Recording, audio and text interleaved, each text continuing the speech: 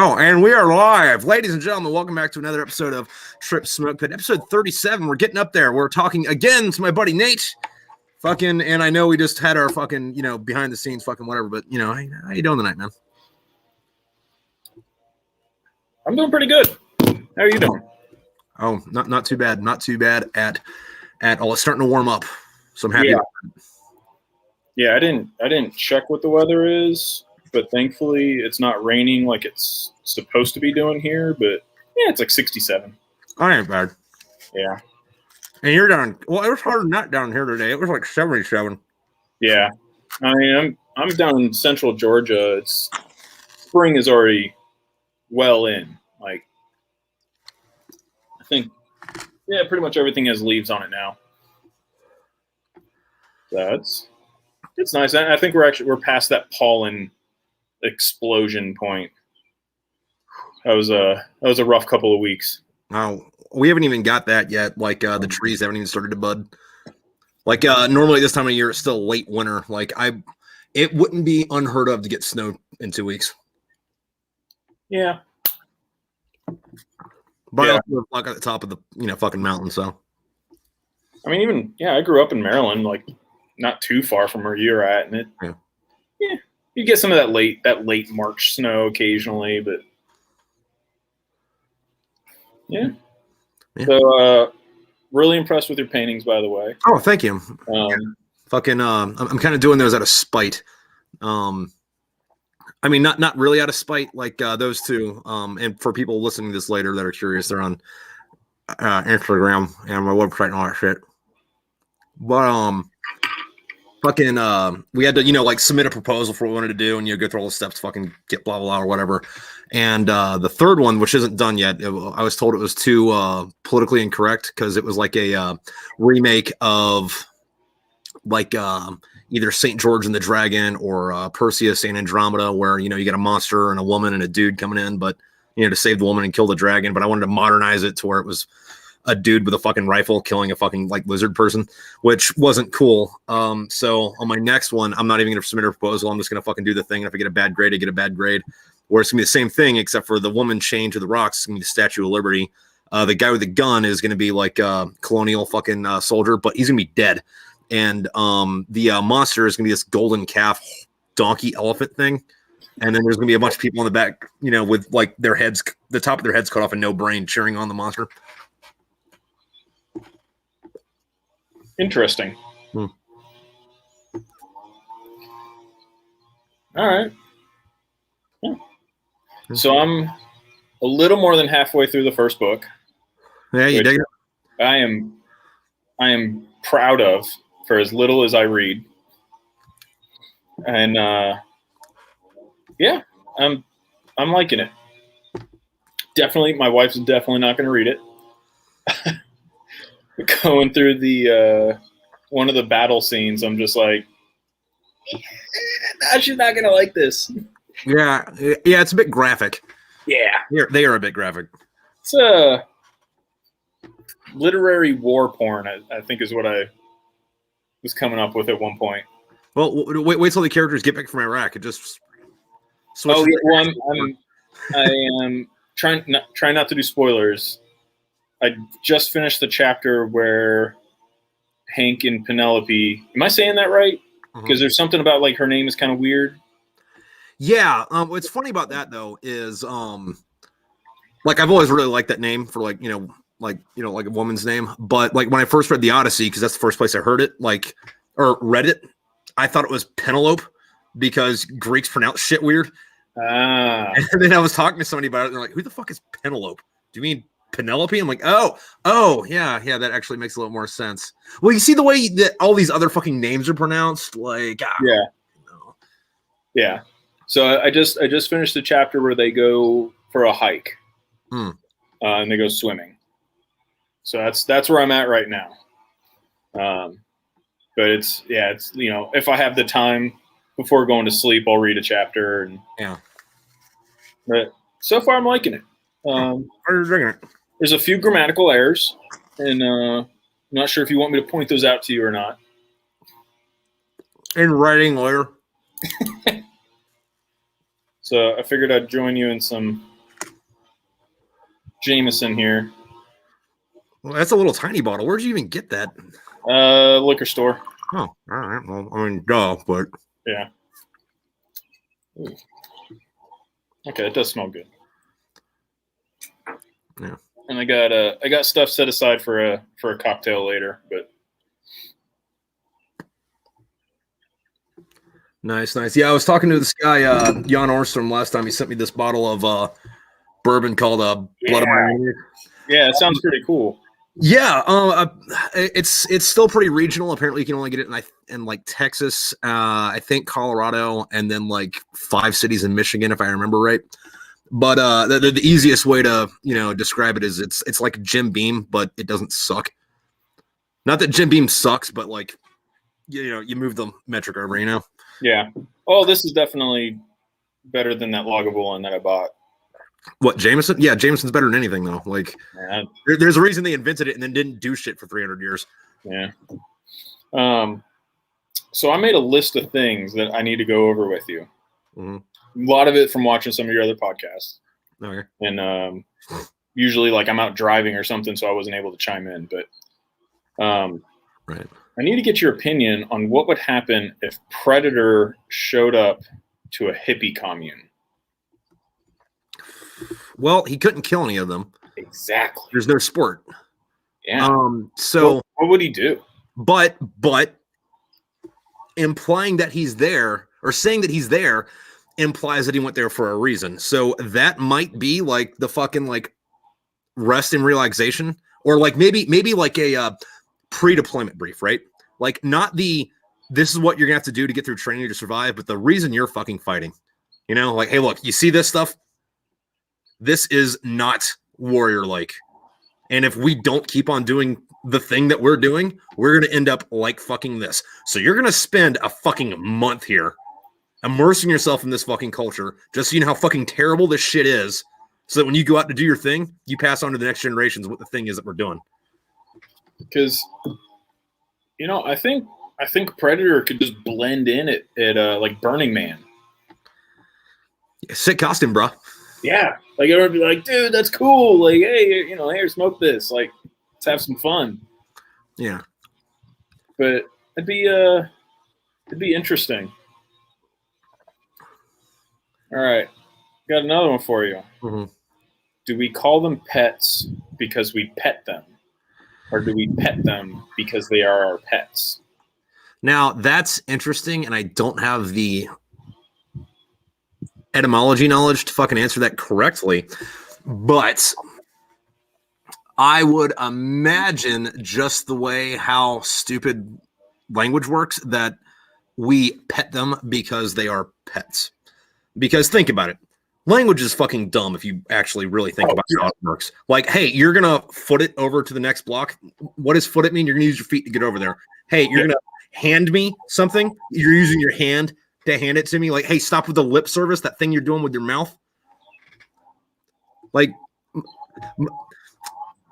language is fucking lazy, and it's not just English. Like, fucking anything that I can find that looks like something else. It's also this fucking like weird synonym with it, because like not synonym with it. But like for a fucking school, I had to take a language, so I did like 3 years of German, which is just as fucking stupid as English is. Possibly a little more proficient, but stupid nonetheless. And they have all the exact same fucking problems. Now, granted, there might be a little bit more of a correlation there because English is a descendant of a German language. So like they have like a very strong common ancestor, at least before, the French showed up and like made English more French. But yeah. It was actually, so my wife and I were just watching Fleabag. What's that? So it's goddamn, what's that woman's name? Phoebe Waller-Bridge. Yeah, I don't know who that is. Oh God, I think she's more known as a writer. She wrote one of the recent Bond flicks. And did that new one ever come out? I have no idea, dude. Like, there's so many movies. I was like, oh, I can't wait to see this. And like, oh, it came out last year. Like, fuck, I didn't even know. Well, that and COVID fucked a lot of them.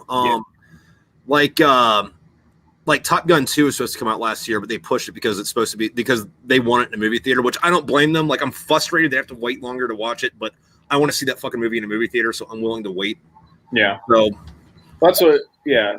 I mean, I'm pretty sure everything went to shit because we didn't get a Fast and the Furious franchise release. So there was a balance in society that was out of whack. But fucking if we got a fucking Fast and the Furious movie in December of 2019, COVID wouldn't have happened. Right? Like, we got off of the cycle and just everything went to shit. But so Fleabag, it's a British comedy. And it's only like 12 episodes, and they're like 20-minute episodes, but it's fantastic. Yeah. So she plays this very promiscuous woman, and she has some issues. And there's a lot of like, she kind of like gyms the camera a little bit, but she does like a really good fourth wall break. Okay.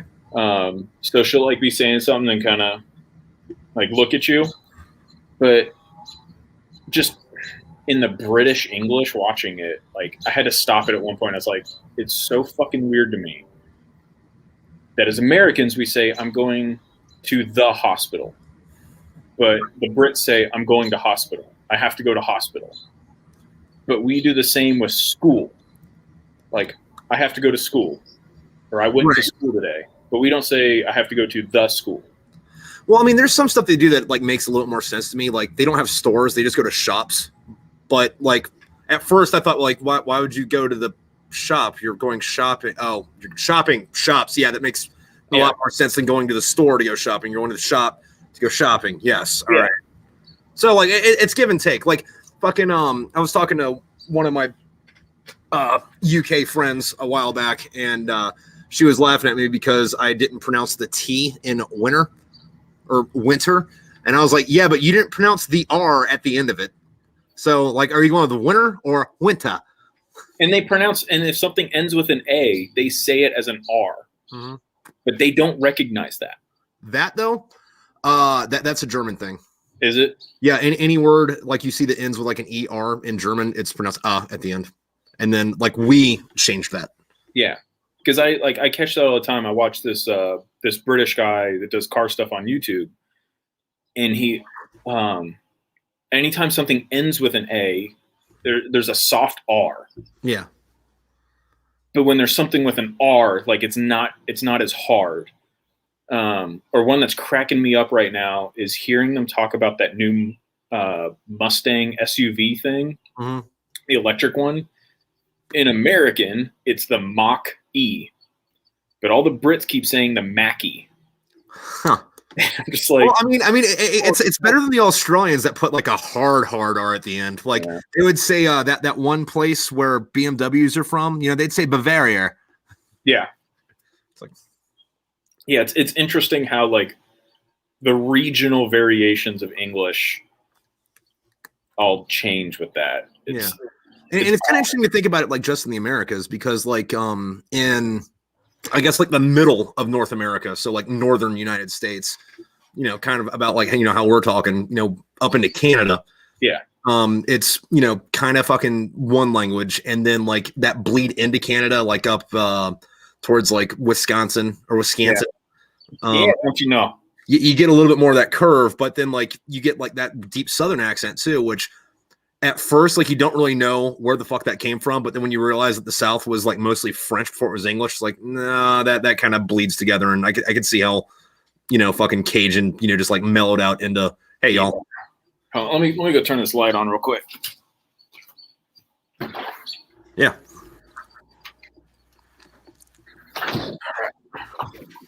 There was like a 1 in 5 chance that my alarm was going to go off too, but we're good.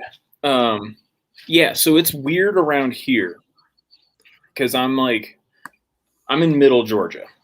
Yeah. But I'm also in a military town. Like, it's not uncommon to see California license plates, Alaska license plates, like all kinds. How the fuck did you get here from Alaska, man? Did you have to like drive through Canada? Did you ship that bitch? What's up? So I shot a match 2 years ago in what I would call Vienna. It's Vienna. Like it's Vienna. Everybody around here, like the people who grew up here, it's like, no, it's Vienna. Like, now see, that's actually, I have a thing about Vienna here in a minute, but that thing is kind of interesting because there's this place in Maryland called Bowie. But it's weird though because it seems like we had a word, somebody had a word for something, right? Then somebody wrote it down and mispronounced it, and somehow mispronouncing the word they read became more prominent than the word people were saying. Well, I live in Houston County, not Houston. It's spelled exactly the same, and people get upset if you say Houston. And it's like, well, it is spelled like house. Well, yeah, I guess. But fucking the other thing, back to Vienna. So Vienna, capital of Austria, it's pronounced Wien. And in German languages, if you're going to say somebody's from somewhere, you throw an ER at the end of it, kind of like you're a Michiganer or like a whatever. So like if it's something's from Wien, it's I'm sorry, not if something's from Wien, it's a wiener, right? Yeah. Now on that, for something to actually be a wiener, it has to come from Vienna. Otherwise, it's just sparkling white hot dog. Yeah. Well, that's why you have Frankfurters. Yeah. Or people or hamburgers. Yeah. Yeah. Yeah, it's weird, like the pronunciations of like normal words around here. But fuck it, it's Georgia. Like, whatever. Yeah, hold on. Tommy in the comments saying it's only $1,000 to ship a car from Seattle to Alaska. Well, I mean, I guess like ship it there and then drive it the rest of the way. Well, I mean, I sent my 3000 GT. Hello. Did DMO take care of that, or did you have to pocket that? No, I did that myself. So I sent my 3000 GT when I came back from Afghanistan. I sent it from Maryland to California, and that it cost me about $1,000. And then it was the same to send it back to Maryland from California. I was like, damn, that's actually kind of cheap. Like, yeah, I heard there's a way to like ship shit on trains. That's depending on where it goes. I remember a long time ago when I was in Maryland, my dad was looking into something, and it was like trains where you could actually load a vehicle onto. Mostly were like up and down the East Coast. But I actually took a train. Fuck, man, I would have been like, I think it was between 2nd and 3rd grade. We took a train from Baltimore to Los Angeles. No, that had to be a hell of a ride. Yeah, because my grandmother wouldn't fly, and we were going to my oldest sister's wedding. So it was like, I don't even know how many like transitions there were, but like the Amtrak, when you're doing like cross country, it's actually pretty nice. Yeah, you just like sit back, take a nap, chill out. Yeah, I mean, like we had like so if like you have the whole car, it was 2 floors, and on the bottom floor on the ends of the car were like suite cabins.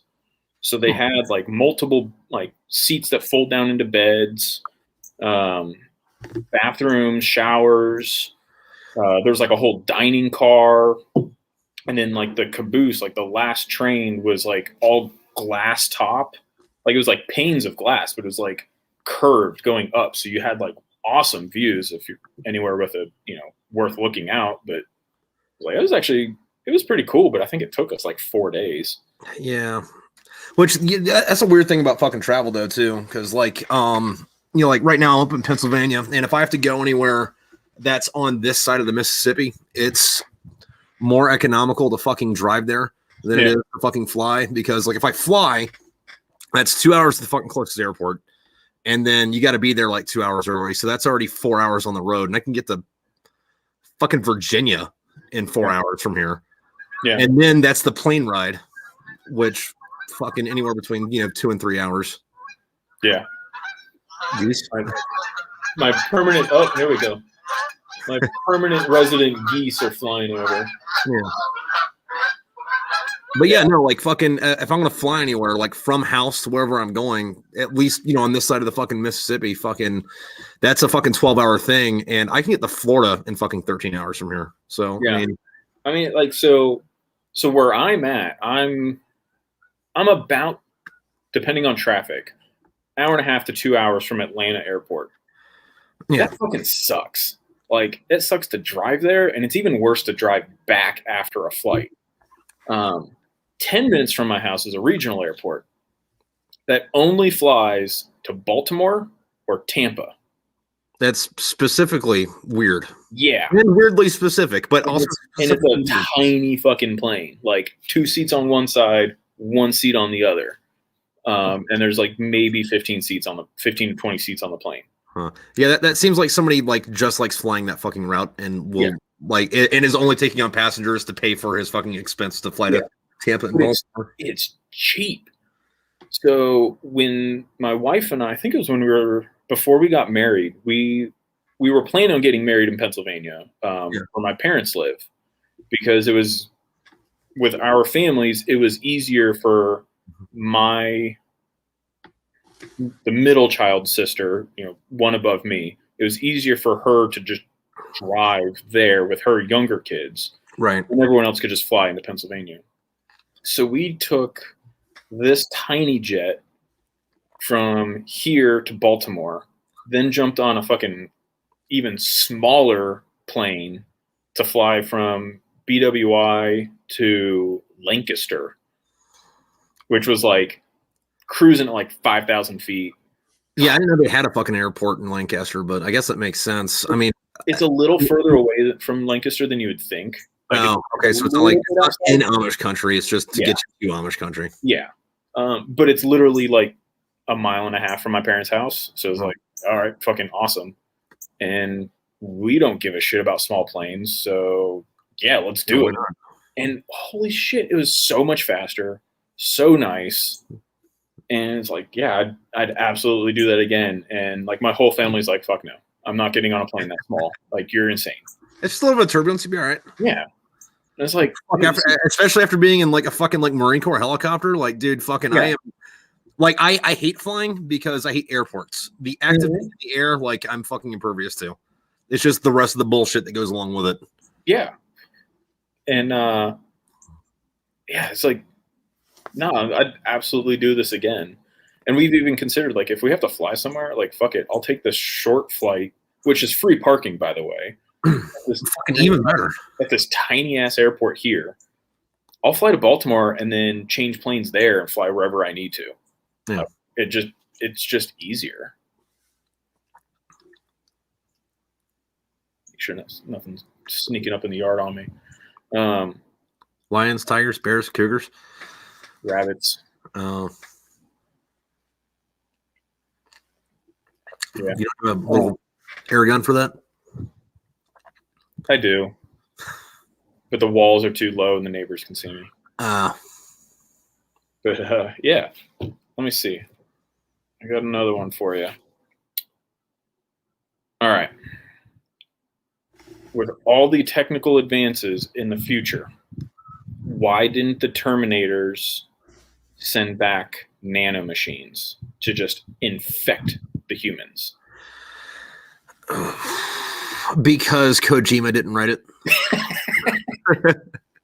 and then if they did, fucking Kyle Reese would have came back in time, fucking found Sarah Connor and been like, nanomachines. And then when the fucking T-1000 and Terminator 2 showed up and, they're like asking it questions, it would have been like, nanomachines, son. Also, the movie, the franchise would have just ended. Yeah. Like, we sent back a ball of nanomachines and they spread like a virus and everyone died. Yeah. Yeah, it's kind of weird. I was watching somebody take a deep dive on that, and they were saying that like their theory was that every time somebody in Terminator fucking time traveled, it created a new timeline. So that, like, when the first Terminator takes place, that's actually the fourth timeline. So you had like Terminator that like happened, like, or the Skynet War that happened. Yeah. Where John Connor was just like naturally fucking born. And then you had another one where John Connor sent back Kyle Reese to like save him, which was like the second timeline, but he wouldn't have known Kyle Reese was his dad at that point. And then at least in that third timeline, John Connor knows that Kyle Reese is his dad, and that's why he has to send him specifically back.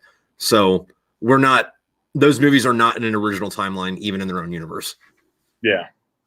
I mean, it's like. Oh, yeah, and Tommy Allen's over here in the comments saying Terminator Genesis, that was Nanomachine. So the answer to your question, Nate, is Skynet's stupid. Okay. I've seen Genesis. I couldn't tell you a fucking thing about it. It's kind of like that movie that they tried to shoehorn into the Indiana Jones universe. It doesn't exist. Yeah, see, my thing with that is like, I think they're worth watching once, because like they're still entertaining, but like it's not Terminator. It's not Terminator 2. Yeah, you know? Yeah. It's like you're using the name, but I don't want to. Right. All right. So, but Terminator, Predator, and Aliens, and every single Schwarzenegger movie all take place in the same universe. Do they take place in the same universe, or do they take place within a universe within the universe? So, yes, both. Because Last Action Hero is its own universe. Right, but check this out, right? So, Predator happens, right? As the first one chronologically. Okay. And in that, we already know that, Predator and Alien are in the same movie. And then Ridley Scott has stated that Alien and Blade Runner are in the same universe. But think about it like this, right? Predator happens. Fucking we don't know who they are, but I assume they're Delta Force guys, go down to fucking Central America to like save some hostages. They get fucking like schwacked by the effort of writing into why they're there was just like, they're there. Accept it. Moving on. Yeah, pretty much. So they're there, right? They all get schwacked minus one dude and like one of the chick they fucking pick up. And obviously the Pentagon's going to have some fucking questions about that. So in order to counter this new alien threat that they have, the government builds Skynet and starts making Terminators to fight aliens. But then Skynet becomes self-aware, right? Yeah. And they start making, Terminators. Now, they have other killing machines, but these Terminators, they're supposed to be infiltration units. They're supposed to, be able to blend in with humans. But every Schwarzenegger movie after that is a simulation program that the Terminators have to go through before they're allowed to go on their fucking mission, so that they learn how to interact more as human, which explains why every Schwarzenegger movie is super violent, because they aren't programmed to deal with anything besides just breaking shit. And that's also why, like, if you watch any Schwarzenegger movie, he doesn't fucking belong there. And the reason he doesn't fucking belong there is because he's in a fucking training simulation trying to figure out how to be more human to be able to better infiltrate. Speaking of which, and no, Arnie doesn't need a reason to blow up South America. No, Arnie doesn't need a reason to fucking do anything because he's the fucking goat. But anyway. When that Bernie in the chair meme was going around, the one putting him in on True Lies in the hotel room dance scene is probably the best one. Like that was up there. The best one for me is something I couldn't share on Facebook because it was like, this is like, I think it was a scene from Caligula. So this giant orgies going on and just like there alone, like everybody else is just fucking like grinding and fucking each other, and you're just like, Kindergarten Cop is a training sim. Yeah, absolutely. Why the fuck else would he be in that situation? There's no logical reason for him to be in that situation. Yeah, except it's training him how to deal with children, so he can better infiltrate people and kill people in the future. Kids are gross. Yeah. Ugh. Glad I was never one. So you guys, I forget who you were talking to. You had a conversation about nicknames. So I don't know if I ever told you, when I was in Hawaii, my first duty station, I had a sergeant who I affectionately, maybe not affectionately, refer to as Werewolf Sergeant. Okay. Because this dude was batshit insane, and thought werewolves were like legitimately thought werewolves were a thing. Like he saw a werewolf, which was probably just a dog. And have you ever actually seen a wolf? They're fucking huge. There's a wolf sanctuary. It's probably a couple hours from you, but it's yeah, they're huge. Like you see pictures of them and you think they're the size of like a German Shepherd. No, they're fucking giants. So, and then at one point I overheard him on the phone talking to some chick, claiming he had a spell, like a magical spell for, I know I can never pronounce it, lycanthropy or lichen something. I think lycanthropy is like the Latin, the technical word for werewolf. So he had a magical spell that could turn himself or someone else into a werewolf. Well, and he didn't use it. Yeah. Okay, so what you're telling me is this sergeant in the Marine Corps who goes around calling each other devil dog had an opportunity to turn himself into a literal satanic death hound. He didn't do it. This guy's a fucking poser. Yeah. I'm going to take his word for it. I'm going to take it that he did know how to practice lycanthropy and then fucking didn't because he's a fucking poser. Yeah.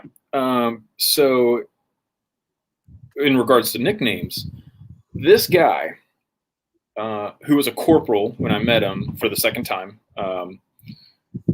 refused to learn my name, which would have been right here. And it's not a hard name to fucking pronounce. It's like 2 syllables, and they're not an uncommon name. Yeah. So he called me Chuck for like the first. That's not even a fucking good name for that. It doesn't like. How the fuck do you get Chuck out of Nathan or McCord or what? Like, all right. No, I do remember this conversation I was having with somebody else. But the other guy, his last name, I forget how to spell it, but it's like CH, like 6 vowels. Yeah. EKL, 4 more vowels, and then like a K. So like, it's pretty much Chuck anyway, but long and drawn out. Yeah. So for like 3 months, he would just call me Chuck. Just like what the fuck, man? Like, you're fucking okay. And then I'm pretty sure, I don't even know what they called me in Afghanistan. I can't even remember. Probably just Comcam or some Polaroid or some lazy shit. Someone when I was on MSG tried calling me Cannon, but he spelled it like a gun, and he meant like the brand. Well, I mean, like, there's the only difference between those 2 words is like 1 N, and from what you're telling me, dude, I don't think he knows how to spell. So this was later on. This was a totally different guy, but I was like, all right. So I think I missed out on like the good nickname shit. All right, so I have a question on your book. Yeah, that is windy. Yeah. All right. And it actually pertains to that painting you just did. What was the inspiration for the Scorpion Men series of rooms? Which, by the way, just everything's normal, and then it just hit a what the fuck? So there was a few things that went into that one. The first one is that book is not based on, but inspired by the Epic of Gilgamesh. And in the Epic of Gilgamesh, Gilgamesh,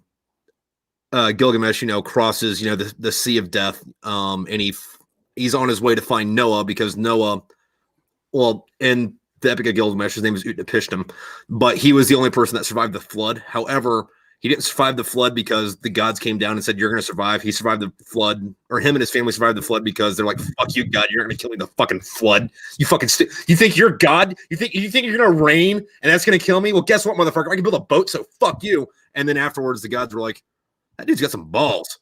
Let's make him immortal. So Gilgamesh is trying to find this guy so that he can become immortal. Okay. Gilgamesh fails, by the way. But on the way there, he runs into these monsters. I forget what their actual name is, but they're pretty much scorpion centaurs. And like they put him through some tests, and before he, eventually gets to Utnapishtim. And the things that went into, I guess, that dungeon layout was I was playing a lot of Twilight Princess right before I started writing that. Okay. So Zelda fucking inspired dungeon shit. But then also every room in there is based off of the Babylonian zodiac, which I think they had 4 signs, So, but like all the constellations and shit were Babylonian operations. Okay. Yeah, it was. And I give a little hint to that because I think that chapter's name is Molapin, and Molapin is their word for their zodiac. Yeah, I really enjoyed that. That was a very interesting, dramatic chapter. I liked that. But yeah, because I am not a well-read individual because I fucking hate reading. Yeah, no. See, like one of the things with that is like a lot of older work, like stories and stuff. Like they're good, but they're inaccessible just because of how fucking dry they are. So I'm trying to bring a lot of old stories to like a new light, to where people will enjoy the story, but they don't have to sit through all the fucking thines and those, and then like, all right, so here's gonna be like 40 pages of like offbeat poetry just describing some dude's fucking hair because we're into that. Yeah. I mean, I think it took me probably like at least a year and a half to read Gates of Fire. And partially because like I just wasn't like consistently reading it. But then I'd like pick it back up and be like, what the fuck was that? Like, because there's so many Greek words. Yeah. Yeah. Tommy came in the comments. Acrobumella is the Scorpion Man, Akkadian myth. Okay. But it wasn't. I think the ones that survive now are Akkadian, but like it was like not a Mediterranean, fucking Mesopotamian fucking thing. So you also had it in Sumer, Babel, like Nineveh, parts of fucking Persia and the Levant. Okay. But yeah, no, they had some weird fucking monsters back then. Like, because like Greek monsters are like, all right, so we're gonna take like animal, give it a person's head, or like we're gonna take like a mammal and like make it half reptile. The fucking ancient Iraqis were like, all right, so let's take some scary shit. What's scary? Well, people are scary, so let's add that. Scorpions. Let's mix a scorpion with a spider. Would that just be like a big scorpion? No. Check it out. It flies. Okay. All right. And what else does it do? Well, it can eat you and trap your soul in it until it dies. And then when it dies, it shits you out into the underworld. Can I just have a fucking chimera instead? No. You get the Scorpion King, but like with good CGI.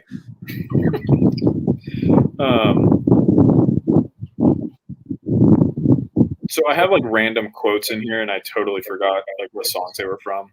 I was just going to randomly throw quotes in, but of like, or not quotes, song lyrics. Okay. Because I do that shit to my wife all the time. It's fucking hilarious. Not to her, but to me it is.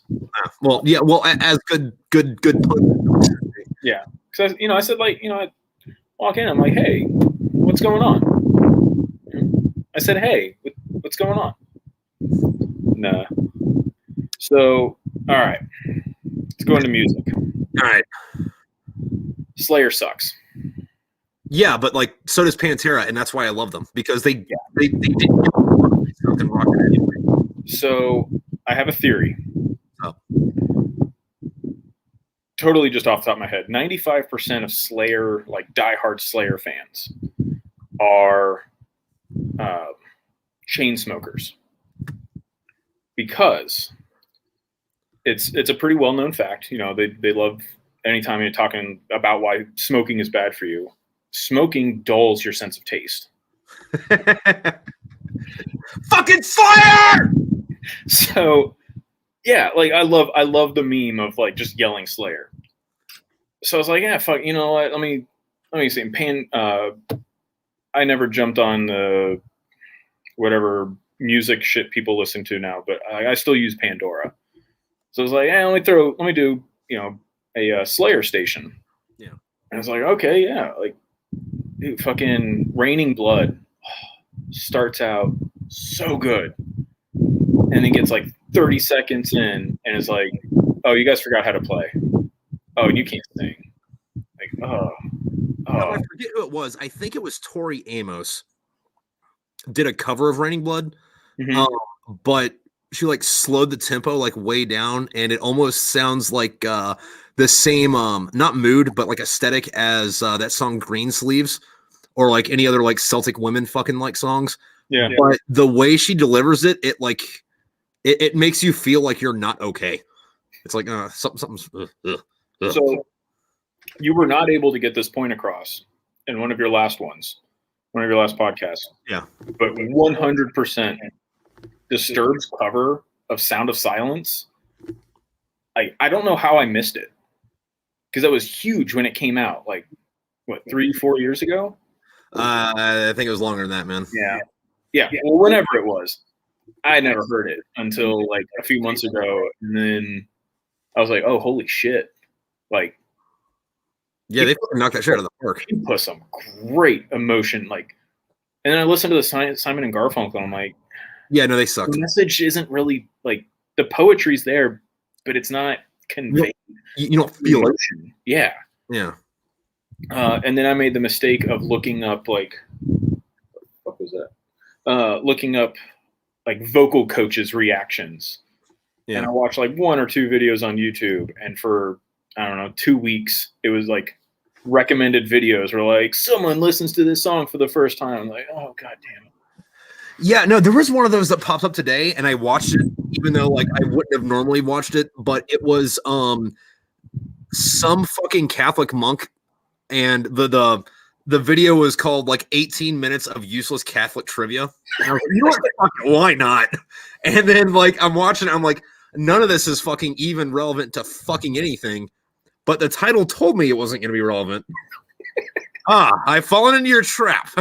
So I fell into another random YouTube hole of hurdy-gurdies. And have you seen Patty Gurdy yet? Huh? Patty Gurdy? No. She's a redheaded German chick. Maybe. Yeah. She had like a really nice, like dark red hurdy. Yes. And she does like really good metal covers. Yeah. I was like, holy shit. That instrument shouldn't fucking exist. It's like a pipe organ plus like a violin that you like. But it sounds like bagpipes. Yeah. So my parents got me this little wood kit for Christmas. And it's just like little sheets of 1/8-inch plywood that are laser cut, and you build. I had no fucking idea what this thing was. I was like, it looks like a violin or a guitar of some sort. And started putting it together, and it's like, all right, this is kind of cool. And it was a hurdy-gurdy. No idea what a hurdy-gurdy was at the time, but it sounds fucking terrible because they didn't give me like an actual musical instrument string. It's literally fishing line. Really? Yeah. Yeah, so, no, you need something more than that. Yeah, so it sounds terrible, but it's pretty cool. And like the kit was fun to put together, but I was like, oh, okay. And then I watched some video of some musician on YouTube. Like his whole shtick is like, hey, you've never heard of this really weird fucking instrument.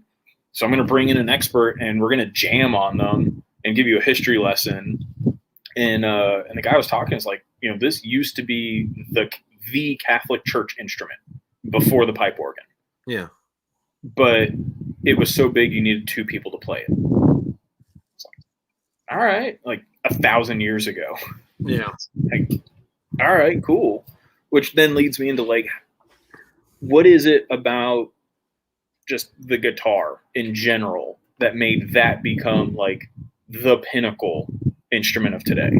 Because it's easy to play and like they're cheap. Yeah. Like there is like high end ones and like hard shit to do, but like yeah. And that's one thing. Like I learned how to play trombone when I was in like elementary school, and a little bit of piano. And, right, but like a trombone and a piano are both extremely complex instruments. Yeah. Where a guitar is like a box with a string on it. Yeah, and I never learned how to play guitar. Yeah. And I really want to, solely for the fact, or like the main reason is just so I can air guitar into like while I'm driving more accurately. Like that's mostly it. Like I don't need to serenade anyone. I'm not going to be a rock star. Well, I just want my air guitar to be. I can't speak to every level, but I can say that you can get pretty good at guitar and still not give a shit what you're doing. Fucking yeah, you're guitaring it. Like you're gonna do the same thing you're doing now. Yeah. Except for in your head, you're like, yeah, this isn't it, but fuck it. Yeah. It's like, oh no, I need to go this way, not this way. Like, yeah.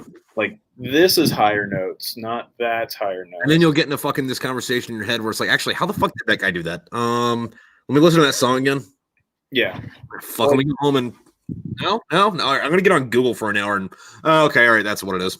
Yeah. I think I've sent you a couple videos of some guy on YouTube or on Facebook videos, or he does like really good breakdowns. Or he did like some whole video where he was at like a guitar like convention, like a musical instrument convention, and he just kept playing Stairway, and they'd stop him like, no, we don't do that.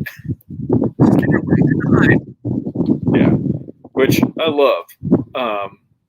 But he did a couple videos where he's like, these are okay.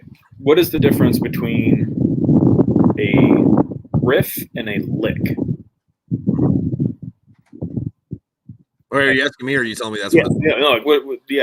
Okay, so like a riff would be, or like a lick would be like a one-off, and then like a riff would be like more repeating it over and over again. God damn it. So like would be like a lick, but like would be like a riff. Okay. And then maybe like a riff would be like a little bit longer. So like a lick would be like and then like a riff would be like okay. Yeah, because he did one where he's like, these are riffs that you think are really easy, but they're like insanely hard, and you have to have like 10 extra fingers to play them. Yeah. Or ones are like, these are really, you think these are really hard, but actually it's like, and you're done. Yeah, fucking that dude, Buckethead. I never got into his fucking music, but like that dude's like next level guitar player, just because like his hands are so fucking big, he can cover the entire fucking neck. So like, where you would have to do, like he's doing, but his hands are fucking a foot long, so he's doing shit you physically can't do because you got like little stubby hobbit hands, and he's like playing with like some like orc magic. Yeah, well, so in this like pursuit of like, all right, I want to get into a little heavier stuff. I was like, I started going through this Slayer channel or station or whatever on Pandora, and I was like, I don't like that. And eventually it turned into, I have no Slayer songs. So it was just like, no, I can't do that. But then it was like, oh, apparently I really like Megadeth. Oh, dude, Megadeth's fucking great. Yeah. And like fucking, I still maintain that if Metallica have been unquestionably the best fucking band, a really good one. Yeah. And I was like, all right, he has a weird voice, but I'm pretty sure he's just singing through his teeth. Which, all right, whatever. Like, it sounds good. The riffs are fantastic. The drums are fantastic. Lyrics are a little weird.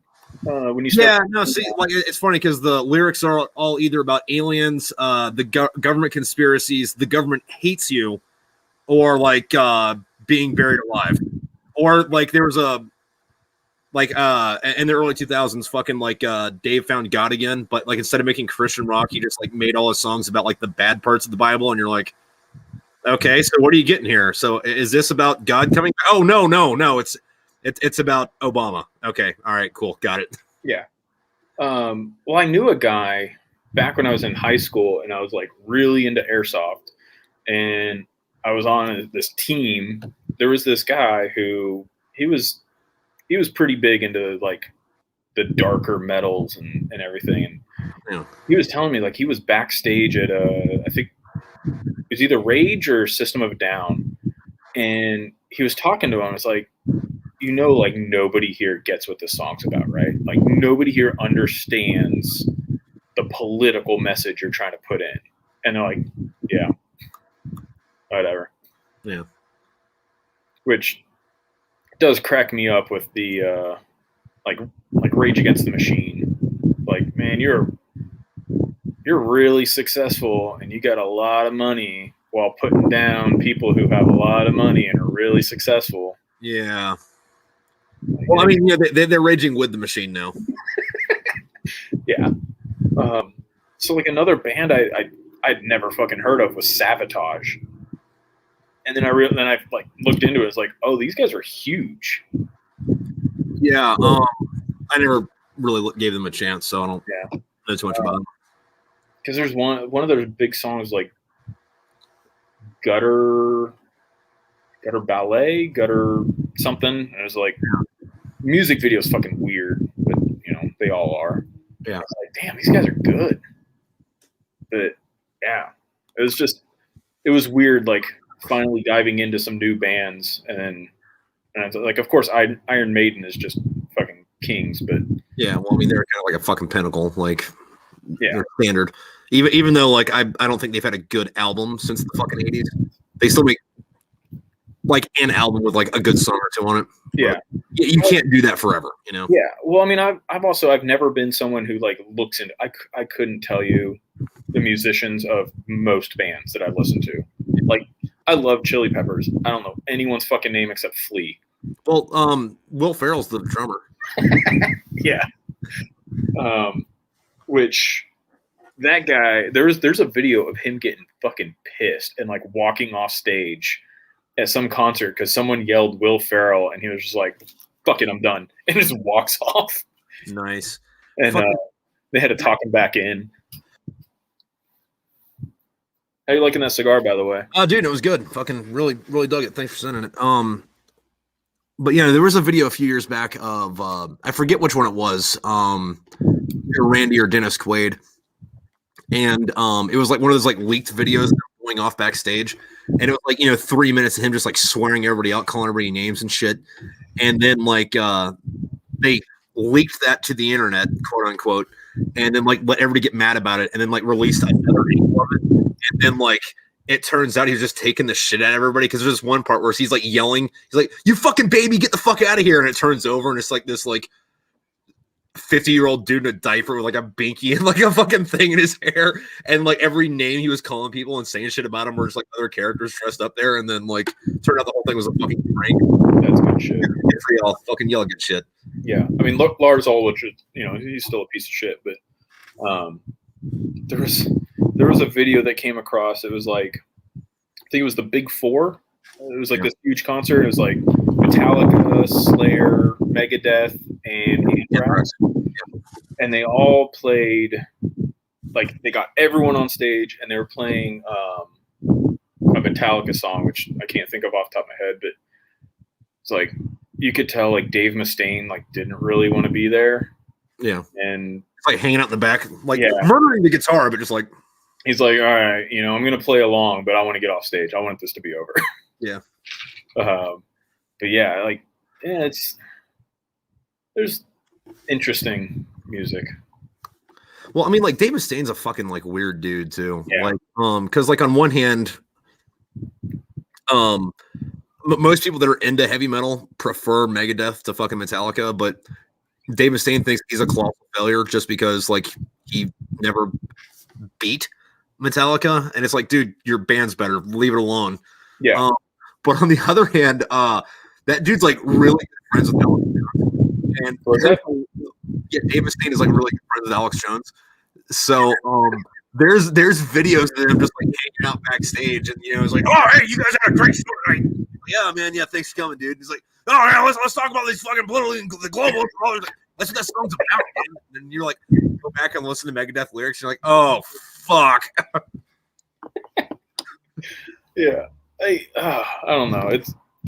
It's weird. I mean, like, I could never measure up to the bands that I don't like, but it still is like, I don't really get it. And it's kind of, I mean, it's like the metal version of hipsters, of like, Slayer's really good because they suck, and they don't care that they suck. That's why they're good. It's like, that is exactly the same thing the fucking hipsters say about all the indie music. Well, the thing about hipsters, though, is once you're accused of being a hipster, you cannot argue your way out of that accusation. I used to work with one man, and he fully embraced it, like, to the dumbest degree. Although, like, are hipsters still around? Yeah. Oh, yeah. And now they're all like, no one's Antifa. Antifa doesn't exist. And it's like, who the fuck are all those dudes dressed in black, attacking people with American flags and shit? Yeah. Hipsters. Yeah. But, yeah, that kid, kind of afraid that he'll find this, but Yeah, he hit me up not too long ago. It's like, I mean, the dude joined the Marines because he failed at, like, I mean, his words, like, he failed at life. Like, he had no other option. Like, yeah, there's nobody in the military that like joined the military because they failed at everything else. I had an Army Apache helicopter pilot dude got pissed off at me for saying that one time. And I was like, no, I literally worked with this kid who said like he failed at life and had no other option, so he joined the Marines. Yeah. But he was also anti-war. I'm like, why the fuck did you join the Marines? Like, you could have joined any other service. Like, why would you go to the one that's like super proud about killing people? Yeah. But that's, combat camera kind of attracts that kind of artsy people. Yeah, and you can't get away from fucking artsy people. Like it's and that's something that I have a lot of fucking frustration with, because like I don't like to say that I'm artsy. I would like to say that like I'm artistically inclined, because I fucking hate artists. Yeah. Like they are a bunch of fucking pretentious, insufferable cunt flaps. And it's like, oh great, and I have to compete with you fucks. Yeah. And and that's another thing where it's like, dude, I can't draw for shit. I can't paint. Like, that's why I was a photographer. Like, in Afghanistan, where my fucking piece of shit first sergeant's like, hey, I want you to make a new logo, or I want you to paint this. I'm like, dude, I'm a photographer. Like, because I can't draw. Like, that's the image, because that's what I saw. That's what the camera saw, not rifle goes bang, camera goes flick. Yeah. And so I absolutely butchered a stencil for him, because he wanted me, because I did a logo. All right. So I was with 1.5. Yeah. We replaced 3.5. And I don't know if it was just the company that we replaced, or if it was all of 3.5, their Dark Horse. Yeah. So all of our trucks had Dark Horse logos painted on them. And for whatever fucking reason, I don't know if it was the battalion or just our company, was like, no, you can't paint new logos on them, but also you can't paint over the logos that are there. I was like, all right, that's fucking dumb. But my company commander one time was like, yeah, I want a new logo. I was like, all right, so here's like a fucking, we're Make Peace or Die, Geronimo, all the fucking 1.5 shit. So I was like, all right, here's like, a skull with a headdress made out of K-bars. Like, I don't fucking know. I'm not an artist. He's like, no, I don't like that. And so I did one. It was, the Tootsie Pop Indian with like shooting the bow. So in my limited Illustrator skills, I took that image, got rid of the bow, changed it to an M4, gave him combat boots. I think I tried to put like a camel back on him or something. And I was like, there you go. He's like, no, that's too childish. I'm like, all right, whatever. What the fuck do you want? And it's like, yeah, like give me guidance. Like, what the fuck do you want? And they never settled on anything. So at one point, I think it was the company gunny woke me up one time and it was like, hey, you need to go and paint the new like company board. CO, First Sergeant, Company Gunny, XO, all that, all the names. Yeah. And like, you don't have a Lance Corporal in the S1 shop that can do that?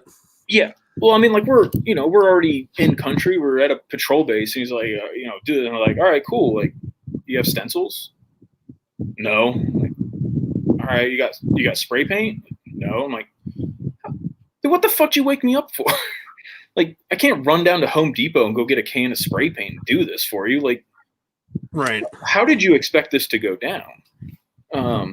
So like weeks later, we finally get the stuff, and I begrudgingly do it while the entire leadership of the company is out. So I was like, fuck it. I printed off the little Tootsie Pop Indian with the M4, just spray painted on the board, and I was like, fuck it, it's there. Like, deal with it. Like, you can either paint over it or you can leave it. And like everybody loved it. And I was like, all right, cool. Like, nothing ever came of it. Like, I think I may have stenciled it like on a couple places, just because it was like bored and was like, fuck you, I'm just gonna paint this on a post or something. But the first sergeant was like, oh, you can make stencils. Like, I want a first sergeant rank on my door, because of course the CO and the first sergeant had their own like hut built. And you can't just like write one SGT. Like, it's got to be the fucking rank, because people can't fucking read. We wanted it like as big as you can fit it on a standard 8.5 by 11 printer paper. Yeah. So it's like, whatever. That's the easiest thing to cut out. Fine. So I put it up there. I don't tape around it, and I just spray paint it, just dripped. Just like, dude, fuck you. Like, the company that I got stuck with was the least supportive. Like, they never told me anything was going on. I wasn't allowed in any of the planning meetings or the daily or weekly meetings. Like, FET was fucking there, but they wouldn't let me in. So I got lucky a couple times where it was like, yeah, can I go over to like 3rd platoon and do a couple patrols with them? And like, yeah, fine, we'll chuck you over there. Yeah. And I was like, oh, hey, by the way, the RCT commander is going to be going on a patrol with these guys. And I was like, oh, that would have been great to know. But cool. Like, now I'm with them and I get to do that. Like, you got, like, that's why I'm here. Like, task me with this. Yeah, but like at the same time though, fucking they never know how to fucking utilize their fucking assets, attachments, or fucking add-ons. It was only my company. Every other company was great with their attachments. And the battalion. I don't know if you remember Pierce. Yeah. Dude, he got to do all kinds of cool shit. Like, and I'm like begging him, like, dude, get me the fuck out of this company. Like, send me up to fucking Charlie. Because Charlie's actually getting in some shit. Like, let me go get that ribbon. Yeah. Let me go do some actual stuff, instead of, I literally had 2 patrols, like one the next day after, with the same squad. I took the same exact photos. Yep. Like, I had the same guy pose in the same, literally the same physical spot, and took the same exact picture of him, just to see if someone would notice. No one did. Yeah. I also really look at half that, or they looked at half that shit either. So yeah. Oh, dude, my whole second half of the deployment never got uploaded past Leatherneck. Like, when we came back, I was checking Divids or whatever the fucking defense imagery, whatever it was, and my whole second half of the deployment was never put in. And I was like, oh, cool. Why was I there? Like, thanks, guys. Like, whatever. But well, I mean, like, fucking, there was some other dumb shit too, because like I think it was my second. Yeah, it was my second deployment. There was this warrant officer that was up at fucking Leatherneck. I forget what her name was. Paramilks. Anyway, fucking yeah. Anyway, she calls me, Lance Corporal me, at the FOB, and is trying to give me like fucking like shooting guidance over dumb shit. It's like, hey, listen, you can't take pictures of Marines like taking cover like that, because if it gets published, then the Taliban will know how we take cover. And like, that's not hyperbole. Like, I literally had that exact conversation. It was like, what the fuck do you want me to shoot? Like, fucking Marines eating chow and jerking off on a porta shitter? Because like, you get 3 fucking things there, pal. So no shit. Again, just testing to see if anyone was paying attention. Yeah. I took a picture where like, here was like a wall. Like, I'm looking square at a wall, big mud fucking Afghan wall. This is the wall. This is sky. And I uploaded that with some bullshit caption about the Marines are excited to see clouds because the weather is changing or something. That photo apparently got put as like the title slide for some fucking division level briefing. Really? No caption or anything. Just like, here's this pretty picture of a wall. So fucking at some point during my first deployment in 2008, like I was working with Runyon, so like I was just like pissed off about everything fucking anyway. But I got the idea in my head to like make one of the keywords in the metadata greatest photographer in the world. and I got away with that the rest of that deployment. And then my second deployment. And then halfway through my fucking third deployment, which was a fucking Mew, I'm in the fucking like office on the ship. I'm sitting there fucking like watching a movie or some shit with my headphones in. And the phone rings, and the captain picks it up and goes, "Yes." "From where?" "Oh, how you doing?" "Yeah, yeah." And he turns over to me, "Yes." And then like I feel him looking at me. I'm like, "Oh God, what did I do? What did I do? I can't figure out what the fuck I did." And he's just like he's getting his ass shoot on the phone, right? And I'm like, he's staring at me. I didn't do anything stupid recently. Fuck happened? So he hangs up the phone. He goes, "Stop putting greatest photographer in the world in metadata." I'm like, good to go, sir. But like he can't really say anything about it because he greenlit the photos anyway. But like, yeah. Well, yeah. Like, dude, I mean, there were so many of those where it's like, can I go a week without going on a patrol? Like, is anyone going to notice? I just sat on my cot every day, watched movies. And I was like, no, nobody gives a shit. Yeah. All right. But like, where my company was, like, we didn't do anything. Like, very, very seldomly did my company actually get into any kind of ticks. Mm-hmm. Like, we had a lot of IEDs. Yeah. And as far as I can remember, there were some pop shots when we got there. And then again, one of the things I wish my company commander would have let me know, his plan was level the fucking place. Yeah. If no one's living in that compound, level it. Like, no more walls for them to hide behind. And it's like, dude, that would have made so like a photo story of like, this is when we got here and then this is when we left would have been great. No, had no idea. But we had like RPG attacks from the farthest distance that an RPG could fly. Yeah. So by the time it was like in flight, like the dude's already gone. Right. And then someone just like gets sandblasted in the face. Or we had one where like one of the guys that I was actually close with, dude, fucking like this guy, whoever was shooting this RPG got lucky and put a round over the driver wheel, went through the firewall and blew up in the kid's lap. Oh, that sucks. Yeah.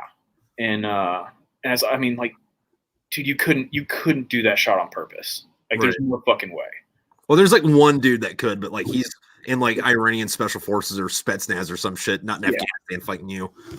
And and that especially was one where it's like it kind of hit me, especially at his memorial, where it's like I was having a conversation with this guy like a week before he got killed, where he was just like, I fucking hate everybody here.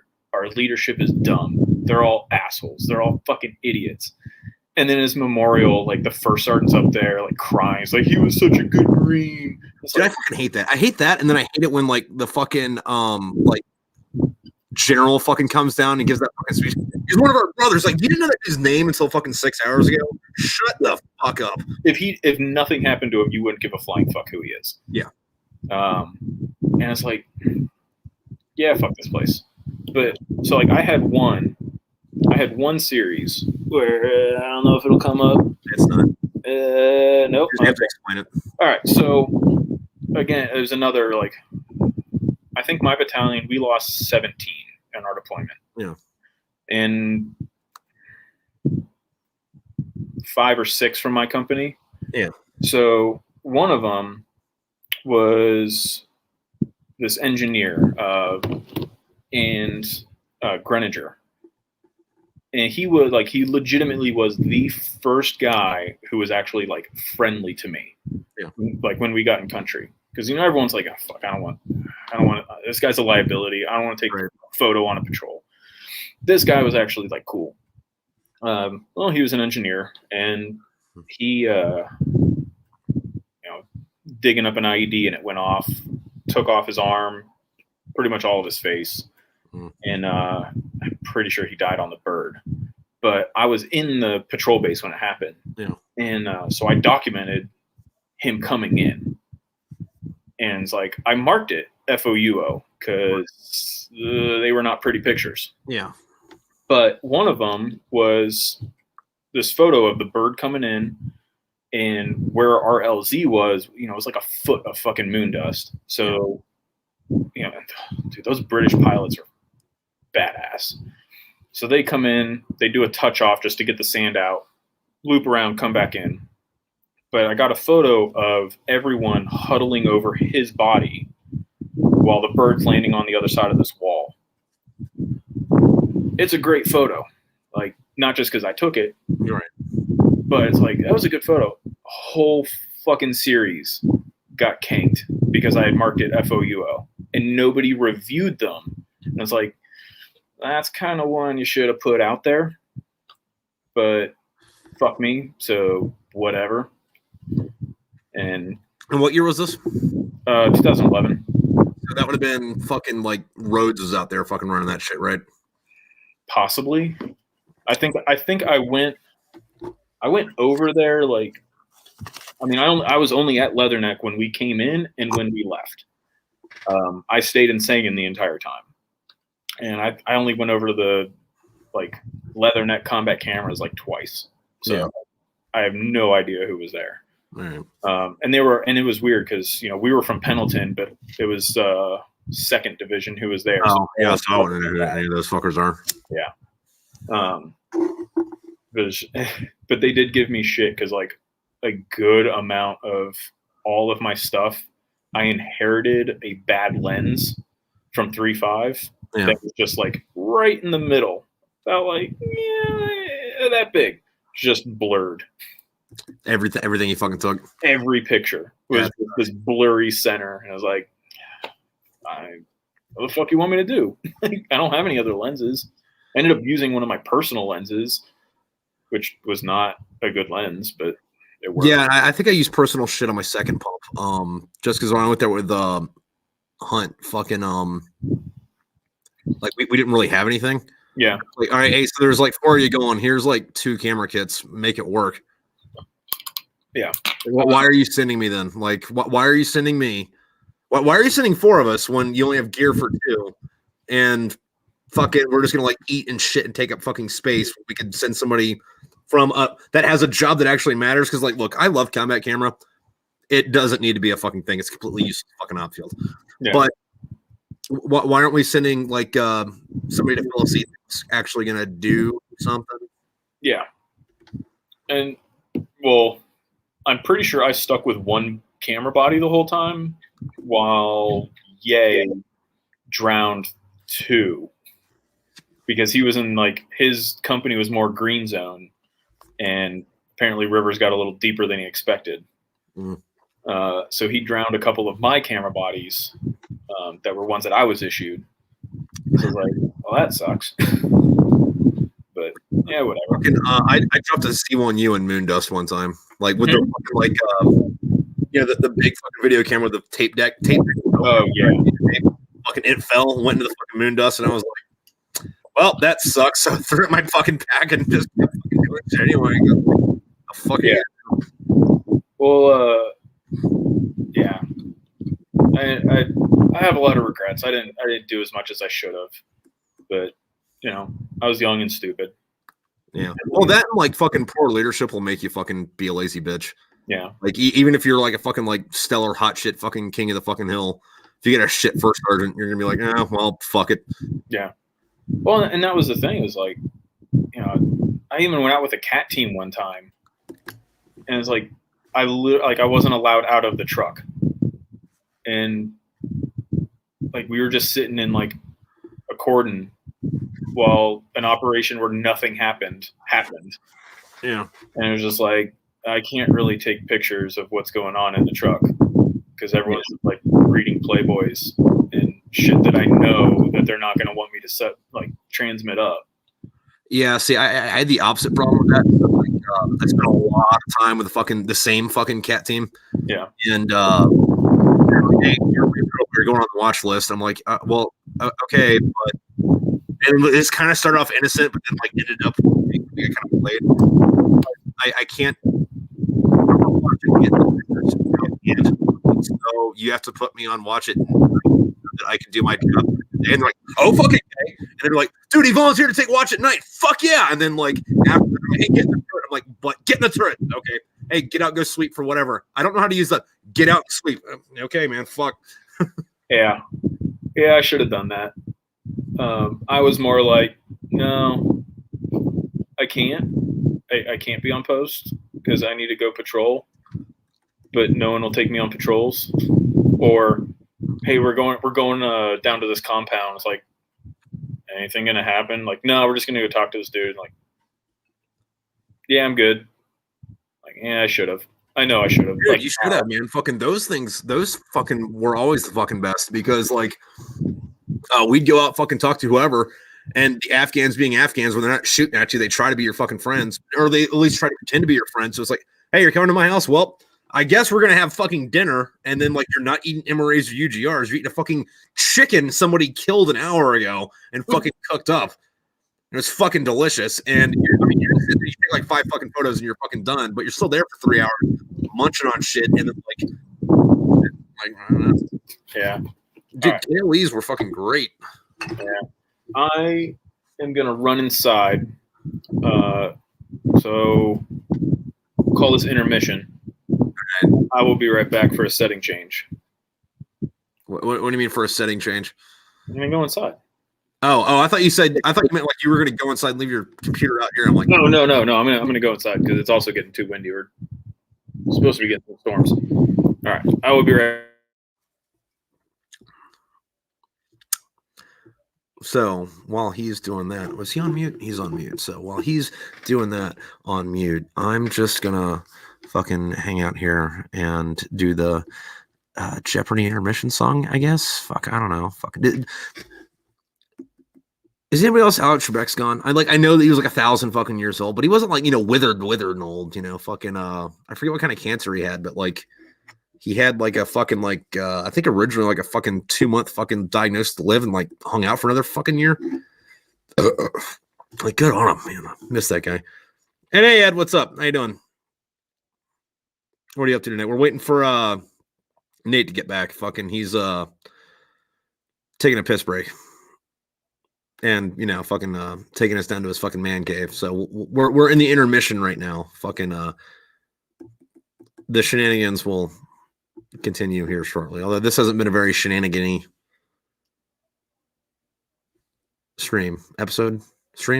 Fucking I don't know what the fuck you call these. I don't know where you're watching this. Fucking random fucking YouTube video you came across or random fucking Facebook video you came across. We're all just here, man. Fucking floating in the void.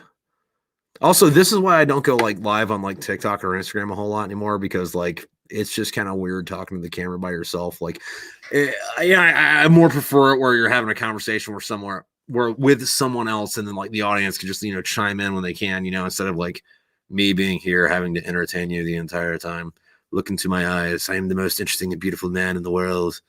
Like fucking, that's an extremely fucking vain thing. I know that I'm doing it right now, but it's an extremely fucking vain thing. We get these assholes that like go on fucking like Instagram or live or Facebook live, whatever the fuck live. And it's just like them talking about themselves for like 3 fucking hours. Like, how do you have the fucking energy to do that? Just like keep on rambling and ranting. Like, dude, at least fucking on TV and on the goddamn news, they have like a fucking teleprompter where it tells them what to fucking say. And they don't even come up with it. They have somebody like else sit down and write out all this bullshit they're going to fucking say. And they just like rant at the fucking camera, reading the fucking little lines in front of the fucking things that's telling them what to say while they do it, while they go off on these fucking tangents. And they get paid fucking hundreds of thousands, millions of fucking dollars. Like, why can't that buy me? Why can't that buy me? What do I have to do to fucking be maybe not the next Alex Jones? That level of fucking infamy. Like, fucking just like yelling at the fucking camera, at the fucking people about, fucking goddamn whatever the fucking is that we're fucking angry about today, or whatever it is that stirs the pot to fucking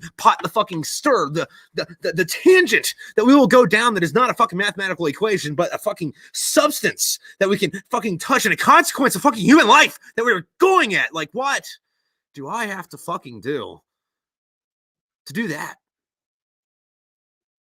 Yeah, Tommy. Fucking that's my fucking rant. Fucking I don't fucking know. Also, how long does it fucking take your goddamn computer inside?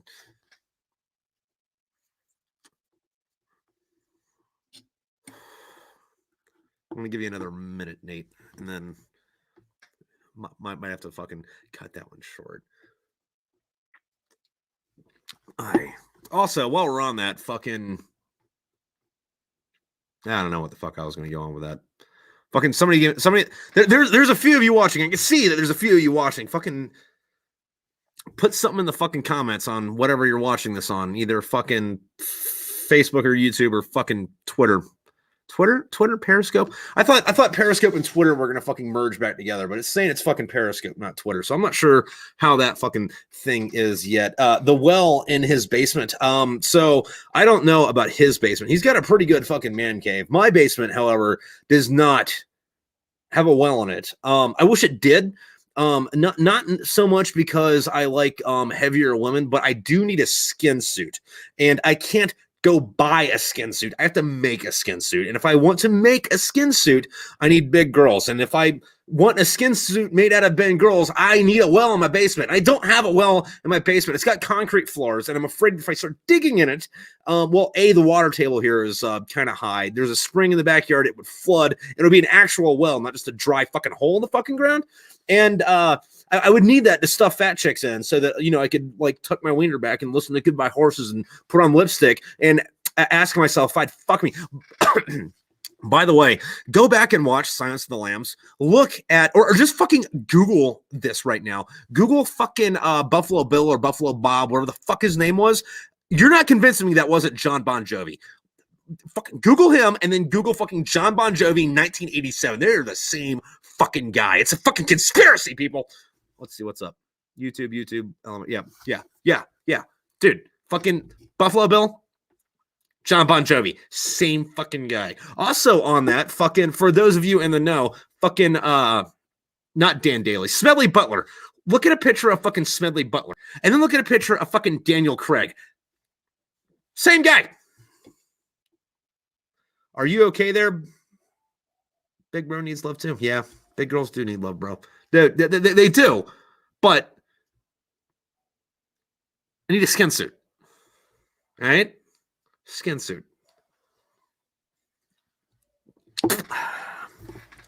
Oh man. Which I wonder when they're going to remake that. Like they've been doing add-ons, because like you had what did they make after that? They made Hannibal, and then they made Hannibal Rising, and then they made that show Hannibal, which was really fucking good, by the way. And then also, if you haven't seen, they made Red Dragon. So there was another one called Manhunter. Excuse me. There's another movie called Manhunter, which Manhunter was based on a book called Red Dragon, which was also what the movie Red Dragon was based off of. So it's kind of the same movie, but different. So, it wasn't in the same franchise, so it had a completely different feel. It was more like a 80s fucking detective movie with like a lot of like bright fucking colors and sunsets and fucking like synthwave fucking music, and this dude just like contemplating what the fuck's going on, like staring at the beach and then like talking to himself in the car like, I got you, you son of a bitch. Like, early 80s fucking drama movie. But he goes to fucking Hannibal Lecter to go get advice on stuff. Hannibal Lecter was also a different dude. It wasn't Anthony Hopkins. It was I forget the actor's name, but he played Agamemnon in Troy. He's one of those actors you'd recognize his face if you saw him. He played the chief in Super Troopers. That guy played Hannibal Lecter, and he fucking stole it. I fucking think he did a better job at it than fucking Anthony Hopkins did, but that's a fucking matter of opinion. So yes, welcome back, Nate. You're back here. You either have a glass of milk or a White Russian and an American bang stick. It is a brandy Alexander. What is in that? Brandy. Ice. Okay, it's a frozen brandy Alexander.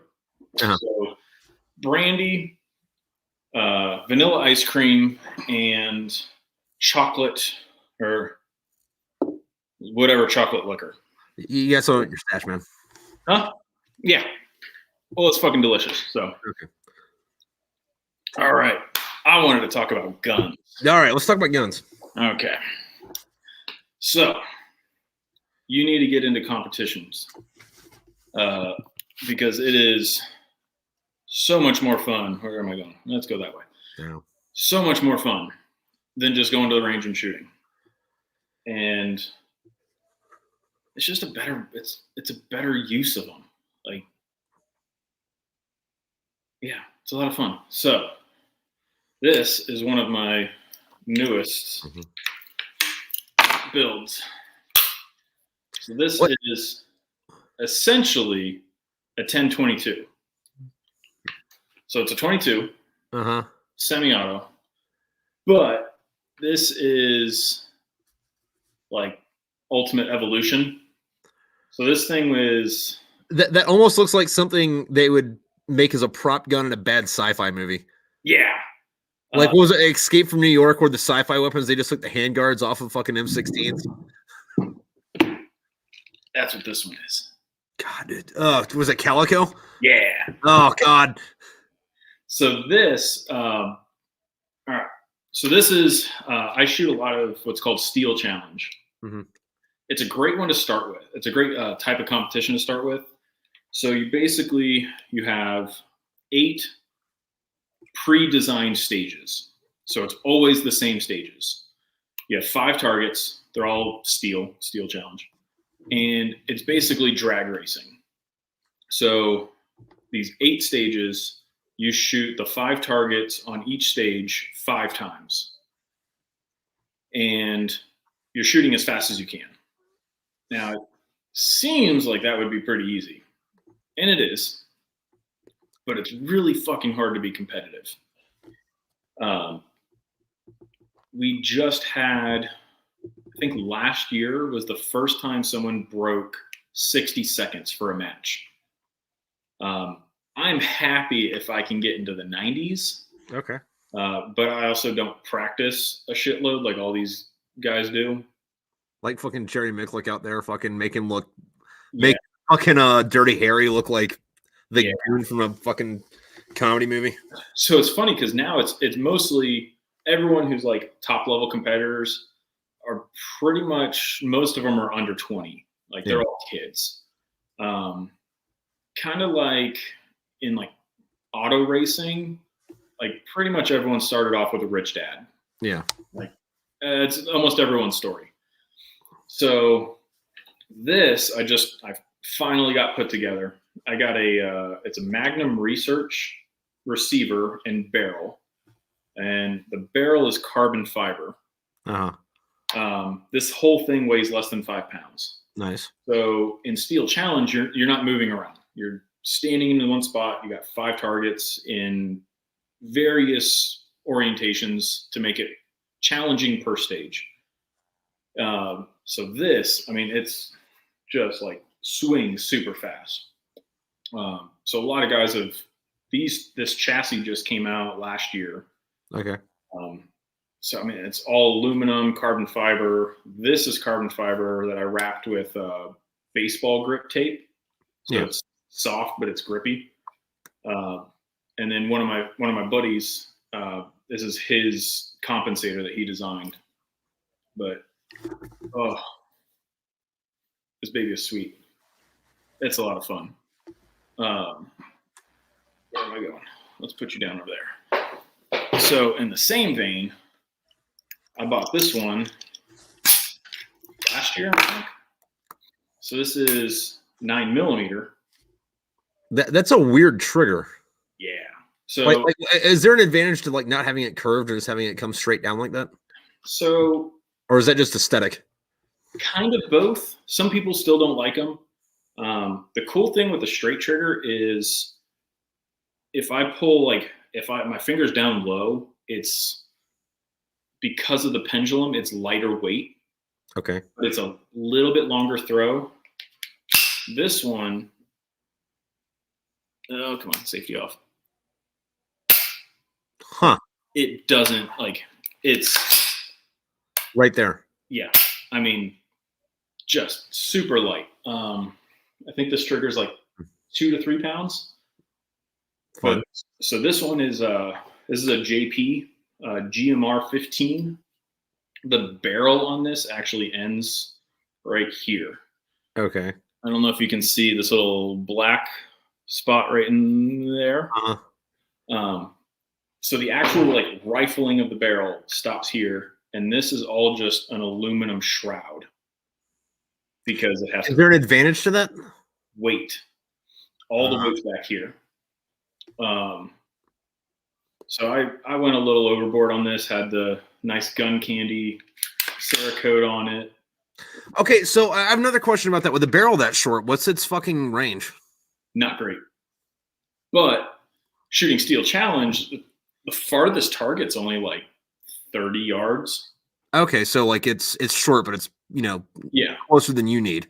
Yeah, exactly. I tried putting a big scope on this one and taking it out to like 100 yards, and it was dangerously inaccurate. So I was like, yeah, fuck it, I'm not doing that.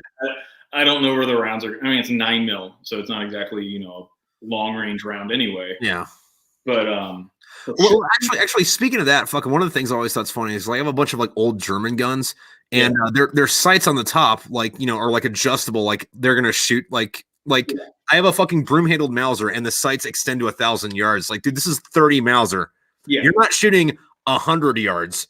It's very ambitious. Yeah, it's like what possessed you? Yeah, to put this fucking sight on here. Okay, here's what's gonna happen. Everyone's out of ammo. You're the last guy. When you see a squad, a whole battalion, 1,000 meters out, you can just lob rounds into them. Like it's a fucking sidearm, guys. Like, what are you doing?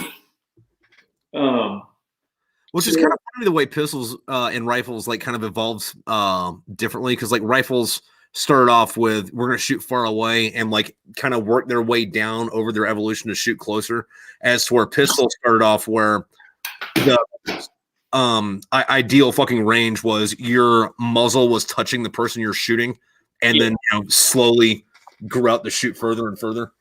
Yeah. Well, and that's I mentioned them before, but I highly recommend the channel C, like C, I don't know, am I doing it right for you? C ampersand Arsenal. Yeah. Their whole thing is World War I guns. Nice. And it's long form, like hour-long videos on the like whole history of like where this guy came from, how he got into designing guns, how he came up with the design, what happened to it, and then who used it, how it was implemented in World War I, all that. I mean, the amount of research that this guy puts into his stuff is amazing. All right. So I highly recommend it. It's a very underrated channel. Yeah. And it's one of those, like, they fall into like the gun side of YouTube, even though it's a history show. So, yeah. They have all that demonetization issues. But yeah, fantastic stuff. Like, when I got my Luger, I sat down and watched like the whole Luger episode, and I was like, oh, okay, like that's pretty cool. And like, I mean, they go into so much detail. There was one channel I found. I didn't bother to follow it, even though I probably should have, and I've been having trouble finding it again. But I got down the rabbit hole one night, just like drinking beer and fucking watching this dude's channel, and all he would do would he'd go out to a fucking field, and he'd have like a fucking like mountain of fucking magazines, and he'd put like an AK or a fucking M16 on fucking full auto and just shoot at the cyclic until the barrel melted or caught on fire. Like he had like a bomb suit on and like all the fucking PPE and shit, like multiple cameras and stuff. It was like, we're gonna go make this weapon fail. And it's like, and they're like half-hour long videos. And it's like I'm just watching, smoking, because like every fucking round is on fucking camera, and it's like, that's a lot more droll than I thought it would be. Yeah. Go on. Go. Holy shit. Like the barrel's bending and the bullets are coming out. This is fucking great. Where's your fucking Instagram? Oh, you didn't just take pictures of this too because you're a fucking great. Okay. Fuck you. Yeah. But that's most likely that was Iraq veteran 88. That sounds about right. That was one of like the first like really big gun channels. And I followed them for a really long time, and they kind of fell off. Oh. With ammo prices now, they aren't doing meltdowns anymore. So also going into wait, so speaking of that though, fucking, I saw that, you know, that meme where it's the dudes from Orange County Chopper fucking like yelling at each other. Yeah. One of them said something about like mass shootings, and the other guy was like, "No, these guys, where the fuck are they buying ammo to be doing that?" And it's like, no, listen, that dude's just flexing on us right now because he has enough money to buy the fucking ammo to fucking do that shit. Where the fuck is he getting that?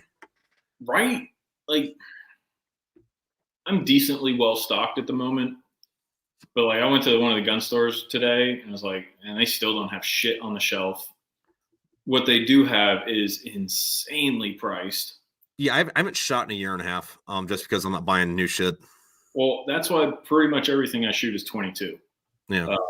Because so I'm sponsored by Steel Target Paint water can. So shouldn't they just send you fucking ammo then? I don't have that kind of ammo sponsor. What is it like? Just send you free stickers and T-shirts? Spray paint. Which sounds really dumb, but if you shot this kind of match, we shoot on steel. Oh, you have to paint the targets every time, and you know they're again, it's like 30 yards max. Yeah. So, you know, I've gone to matches where it was like the match wasn't sponsored by Steel Target Paint, and it's like this like Krylon fucking sucks because so like that's the whole thing. Steel Target Paint is for steel targets. Wait, hold on, Tommy. Are you telling me that Cabela's has fucking regular prices ammo? Because I haven't looked there, but I'm not calling you out for being wrong, but I am gonna fucking check that. If they have it, it sells out quick.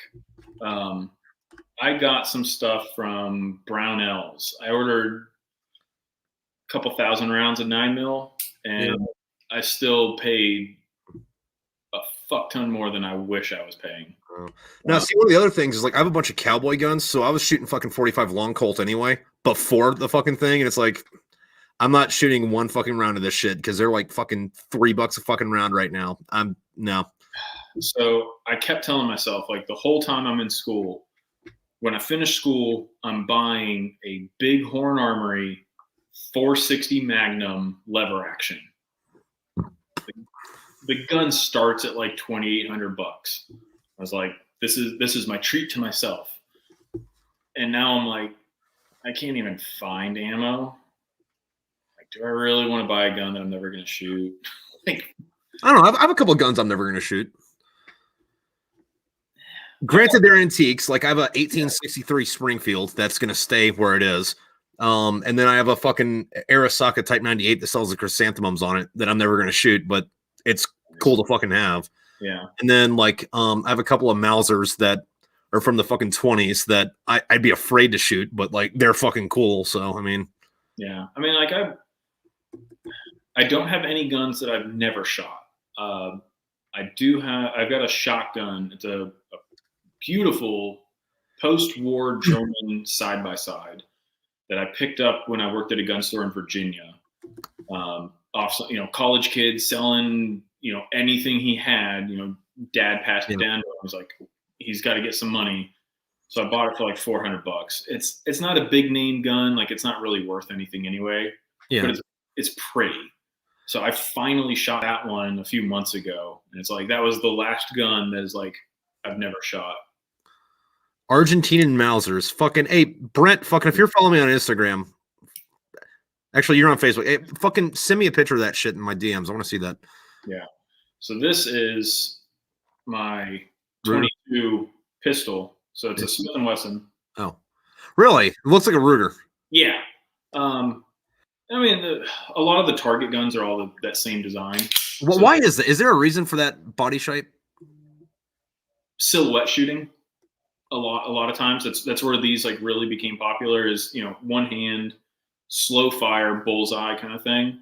Okay. Just, that steep angle, like it's better for that kind of that slow fire stuff. This one is for speed shooting. So like, again, like this trigger is, I mean, it barely moves. This compensator, like, you wouldn't think it's a 22. This thing's fucking loud. But this thing is so much fun to shoot.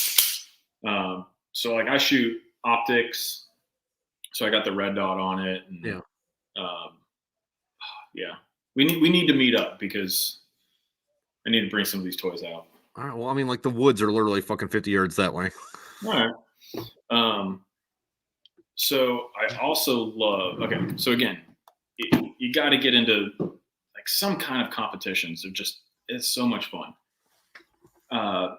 There's a place up near Atlanta, and they typically they'll do a 3-gun match on Sunday, and on Saturday they'll set it up as like a fun match. They call it Falling Steel. Yeah. It's basically a shitload of targets, and you just go out and shoot.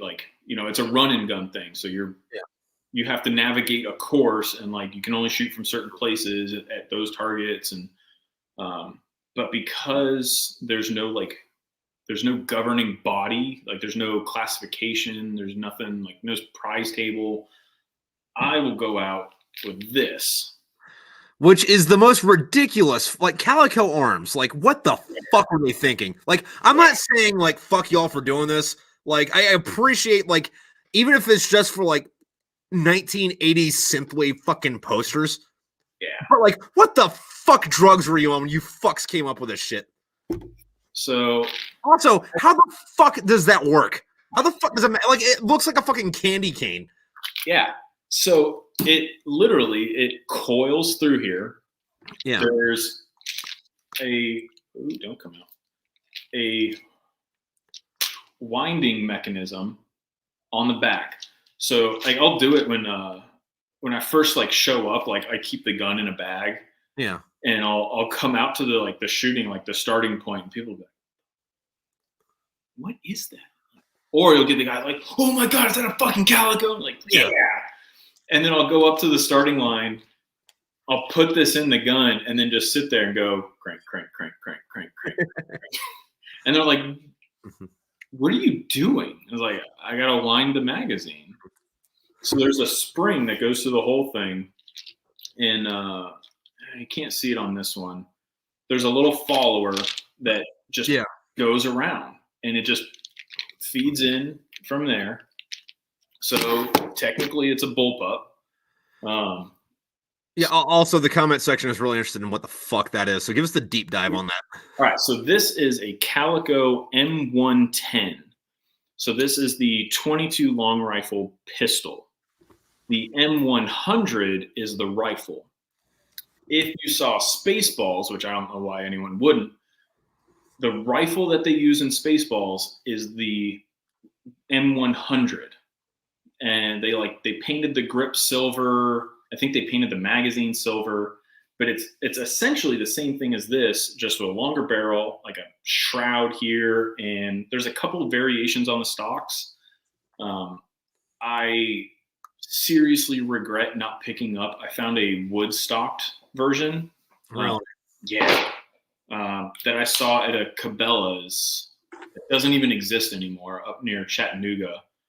It was like $500. I barely had the money. It's I should have jumped on it. I can't find those anymore. Yeah, there's only a few guns I regret not buying before we go back into this Calico. But one of them was in Maryland, which is one of the reasons I didn't buy it, just because I was from out of state and you're not going to. Dick. But it was a K98 that had the fucking SS fucking markings on it, and then the Russian capture fucking markings on it, and then the American acquisition markings on it. Oh, nice. And it was $200 more than I had in my bank account, which wasn't a lot, but I was a broke ass fucking Lance Corporal, so whatever. But I really wish I had that fucking gun. Yeah. Anyway, the Calico. Yeah. So I found this at not really a local. There's a gun shop 45 minutes west of me that's even more in the middle of fucking nowhere than where I am now. And they had this on the wall. So I was like, I have to have it.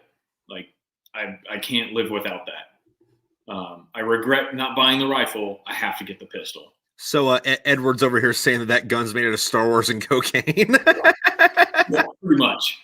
And I'm pretty sure. Yeah. I don't know if it'll come up. Made in Bakersfield, California.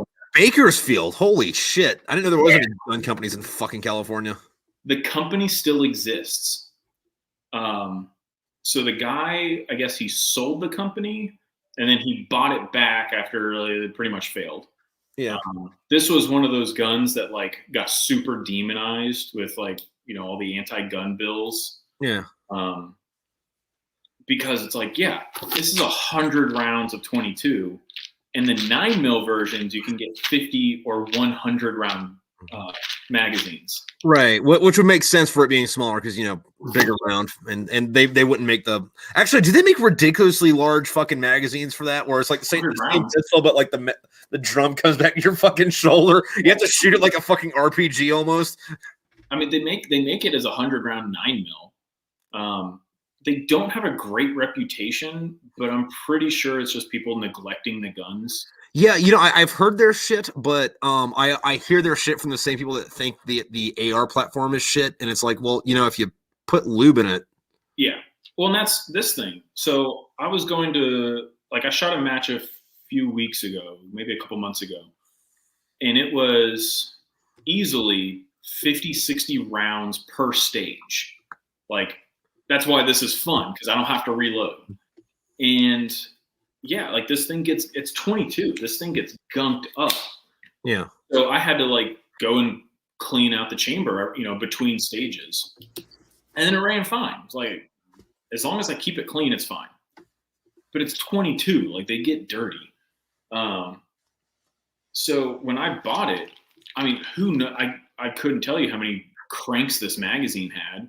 First thing I did was buy a new spring for it. So I was like, yeah, that thing garbage. Yeah. Just make a drill adapter, put your Black & Decker up to it. And so I found out, the company still exists. They'll still sell you brand new guns. But it's got to be some old dude, because you go to order it online and they send you an email. It's like, cool, thank you for your purchase. Please send us a check to this address. I'm like, fucking what? I'm like, oh, our, anti-gun stuff. I'm pretty sure they're still based in California. Our bank, doesn't, we got canceled with our bank. We're not allowed to do business, whatever. So they're they can't do online transactions. So you got to send them a fucking check. I'm like, oh. You'd think that they would just bounce over to Nevada and do that shit. That's one thing that I think is really interesting, but is going to backfire, is everybody in California that were on more right leaning for, or more conservative for being Californians, not actually conservatives, but conservative for being Californians. They're like, dude, fuck this place, and they moved to Nevada. Yeah. And Los Angeles is becoming the next fucking I'm sorry, Las Vegas is becoming the next Los Angeles. It's where all the fucking rock stars and movie stars live now. But it's only a matter of time before they fucking ruin Nevada too. Yeah. So I ordered a new spring. I ordered a whole new magazine, which is 100 plus. But I found they had these clear, the magazine's clamshelled. It's two halves that get together. The construction of this thing is terrible. It's just this is not something that would ever serve in the military. You have to have tools to take it apart. So I ordered this scope mount, put this red dot on it. I can hit 100-yard targets easily, standing with this thing. Huh. It's just so much fucking fun. So soon I'm gonna try to find someone that can thread this barrel for me so I can put a silencer on it. Yeah. Hold on. Bobby's saying sending checks to random transactions like that are a no for me. Well, I'd agree with you on that. And Brett, do you mean this? That's not. That's what the fuck is that? That's the old ones from At the Mountains of Madness. It was a Lovecraft book that was pretty much the same plot of The Thing, if you ever seen those movies, where they go down to Antarctica and dig in the ice, and something comes out and fucking, kills everything. Except for that's the book version of the. Not that movie, but theme. Yeah. So again, with I love weird guns. Same gun store as the Calico. No, you didn't get that because you like weird guns. You got that because you watched too much goddamn Stargate. Yeah, I don't know if you noticed the hat. It just looks like a brown hat to me. Yeah, it's the Jack hat. Oh. This is I found a guy who makes screen accurate. Yeah, I'm going to nerd out for a moment. Okay. Screen accurate hats for Jack O'Neill. And I've got the Stargate patch in my car. The Stargate command patch. Shit. I don't know where it is. I have that patch, but it's in a bag that I don't know where it's at right now. I just saw it today though. Although my favorite episode of that was, I think it was in season 2 when you get introduced to the other teams and like Stargate fucking like 3 or 5's fucking team is like Marines and they like take them on the mission with them and like it's a bad episode or bad things happen because the Marines show up and just kill everything. And it's like, well, I mean, what the fuck did you want, man? Like, don't bring the Marines if you want shit to live. Yeah. Yes, no, I absolutely bought this because I'd been watching Stargate. And then I was like, all right, I need a P90, but I need it modern-ish. Yeah. So I just sent in my paperwork to cut the barrel down. But I got newer Streamlight model. Yeah. I don't know if it's on. Little pressure switch. Good, right. Nice. This really nice red dot from Holosun. It's got a pretty sick reticle in it. Extended charging handle. Yeah, I've never shot one of those, so I don't know fucking dick about them besides what I've seen in movies. It's weird. Yeah. Yeah, what's the recoil like on that though? Is it like up? Is it back? Is it kind of like a weird diagonal fucking kick? It's kind of just back. Okay. But it's a little more than I expected. So I have an AR-57. I didn't pull it out of the safe, but I've had that one for years. So it's an AR-15 that this sits on top of it. So like this. Yeah. Which is another gun. Like I take it to the range and people are like, dude, what the fuck? Like, is that a P90 mag? Like, yeah. Yeah. Like, yeah, this thing's fun. Yeah. Also, Bobby said he likes Stargate, or he likes the Stargate storyline with regards to the Ori, just because they're the polar opposite of the Ancients in terms of how they did things. So I haven't gotten into Atlantis yet. I'm too addicted to YouTube, and I can't like. Yeah, dude. No, YouTube's a weird thing because like fucking. Even though you'll sit down and watch 3 hours of YouTube, like it doesn't feel like the same kind of commitment as just watching a 2-hour-long movie. And for some reason, even though you're spending time on the shorter things, your mind is like, oh, no, it's not the same. Like, I'm not wasting that much time on it. But I also have this like completionist complex where it's like, I have to be up to date with the videos that just came out. Otherwise I fall behind. So I don't watch as much Stargate as I wish I was. But yeah, so I went all out on this. I put new sear and hammer in it, extended magazine release, extended charging handle, the rails, the dot. Hopefully the ATF approves my paperwork if I did it right, and I'll be able to chop the barrel down. Yeah. I'll throw a suppressor on it. Now, when you say chop the barrel down, would you just be replacing it with a shorter barrel, or are you going to get a fucking pipe wrench or a pipe cutter? So that's the thing. So there's a company that makes the like appropriate size 10.4-inch barrel. Yeah. But nobody has them in stock. Like, so you have to get approved by the ATF and then like wait 2 years. Well, no. So there's people that will do the service for you. So this is actually just a shroud. The barrel itself ends about here. So I found a guy. You can see there's a blind pin right there. Yeah. So what you can do is you drill out that pin, wrench the barrel off, and I send it into a guy. Like once I get the form approved, send it into him. He'll cut it, thread it, do everything that he needs to do, send it back to me, and then I just put it back in. So like these things are, you got a little button right here. Like, that's an interesting breakdown. And then there's the bolt. Huh. Like that. Hold on, let me see that bolt. Put it up. That's weird. That looks like a fucking European electronic plug. Yeah. Or something that would go into your fucking, like, the other end of, like, your pancake fucking making skillet. Yeah. So, like, dual recoil springs, it's downward ejecting. So, like, the bolt sits like Yeah. like that. And then if I didn't have this sling thing on here, the butt pad slides up and you just pull the trigger pack out. Like, that's it. Maintenance on this thing is fucking easy. Yeah, no, fucking another thing like that though. And I get a lot of flack for this. Maybe you can help explain to me why this is. But like I really love the fucking M1A platform.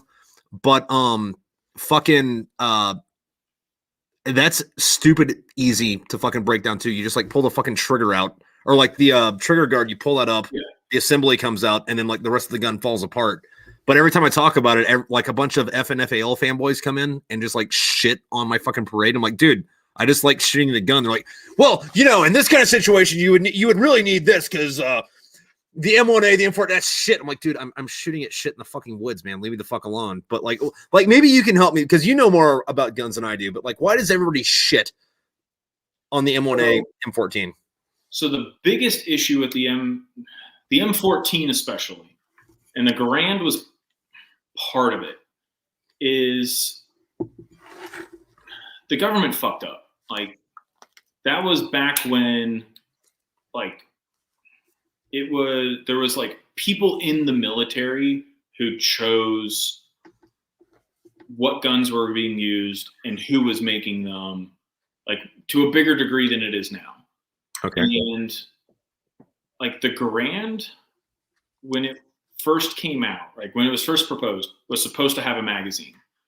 And they were like, nah, we don't want that because the soldiers will just shoot too much and they'll just burn through ammo. They're like, all right, that's... Well, I mean, which is kind of rich because in World War II, I think like it's something like most people had the average amount of time anybody spent in combat was 2 days. So it's like, oh my God, you're going to spend so much ammo. You're going to like live for another 8 hours. But you also have it. I mean, like, look at the Brits with the Enfields. They weren't issued new magazines. Well, the only reason the magazine's retractable is so that you can clean inside the fucking thing without completely disassembling it.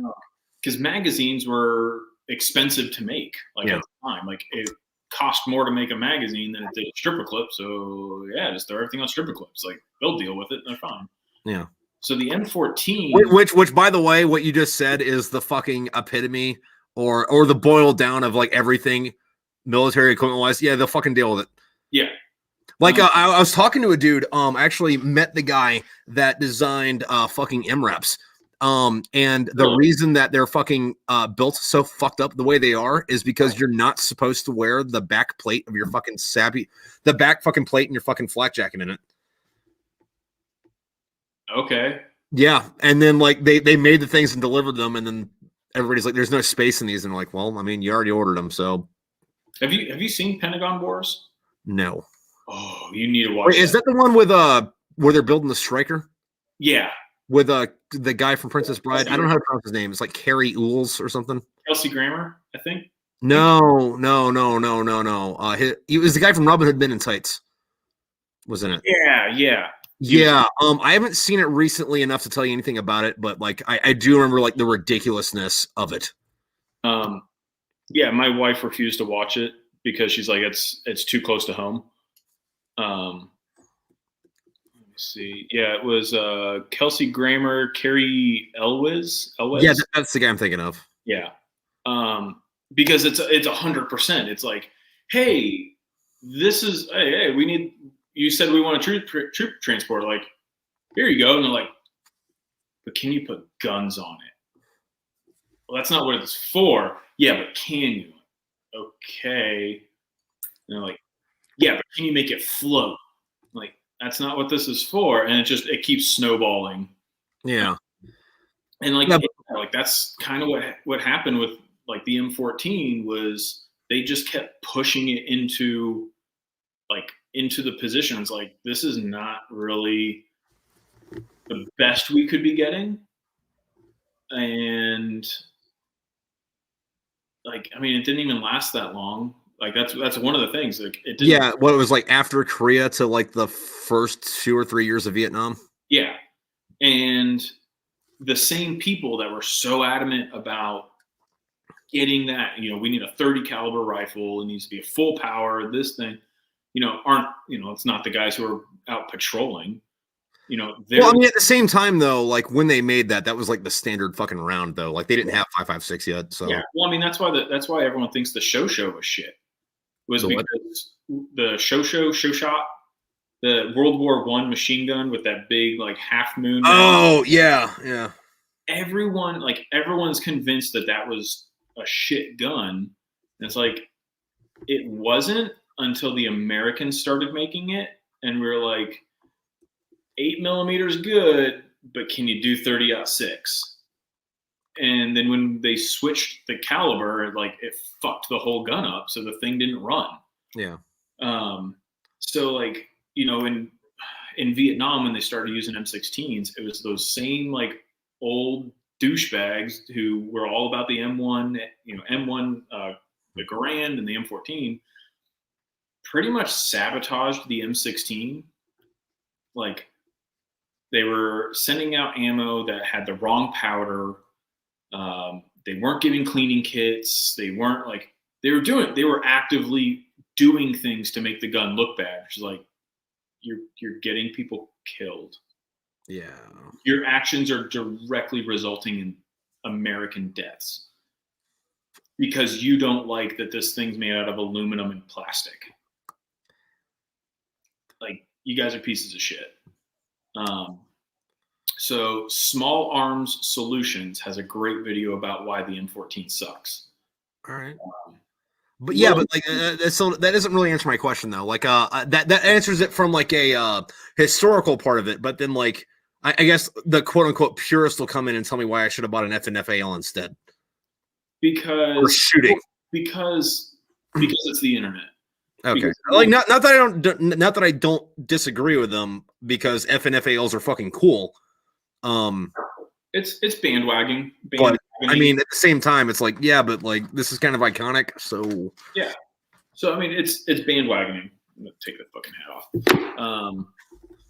It's the same reason. Like, I've never actually seen a direct quote from Dan Crenshaw where he says, "I support red flag laws. I want red flag laws."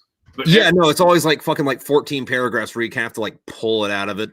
What he said was, we need to talk about them. And the gun community as a whole, or people with louder voices, said, Dan, like, oh, he wants them. He's a piece of shit. He's dead to us. And then everyone just followed along. Well, see, here's the thing about that. Like, that or like most of what you would classify as like social justice warrior fucking like complaining, yeah, or like the far right fucking saying this or that. Like, none of that is what most people think. It's just, 50 or 60 fucking loud ass motherfuckers on the internet rattling a fucking empty can with one fucking bean in it, Yeah. And then because of that, somebody will write a fucking blog post. Like one person will write a blog post saying like Bic lighters are fucking terrible. We need to cancel Bic lighters.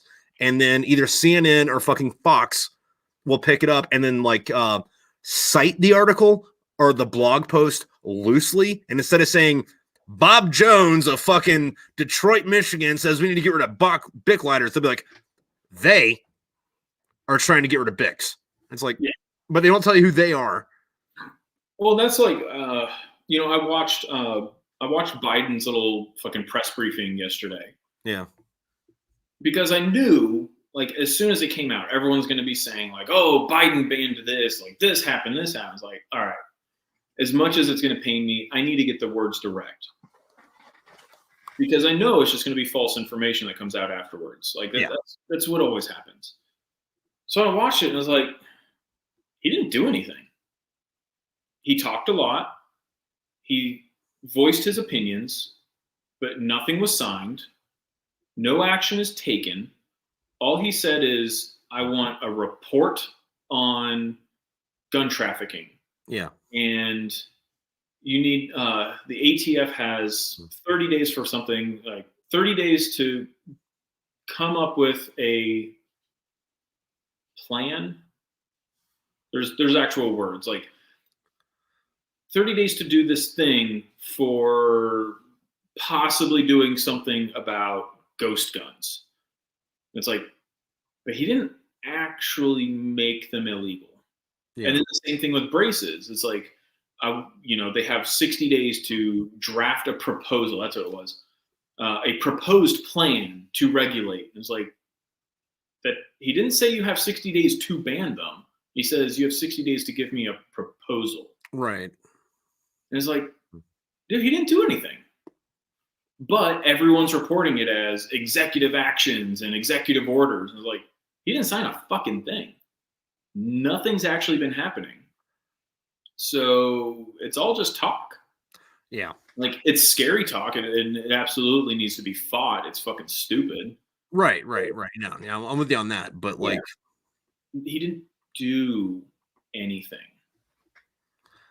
Yeah. So, and like one of my fucking things is, and I haven't completely fucking figured out what the rhetoric is for this, so like I haven't like posted it fucking anywhere yet. But so if actually this is gonna go down to fucking two completely different fucking routes. But like one of them is like, we have this thing about, like gun violence in America, right? Step one would be, for me at least, would be instead of getting rid of guns, because we can still kill you with baseball bats or hammers or kitchen knives or like pipe wrenches or some shit. Instead of looking at how people are going out killing each other, maybe we should try to figure out a way and fix why people are going out and killing each other.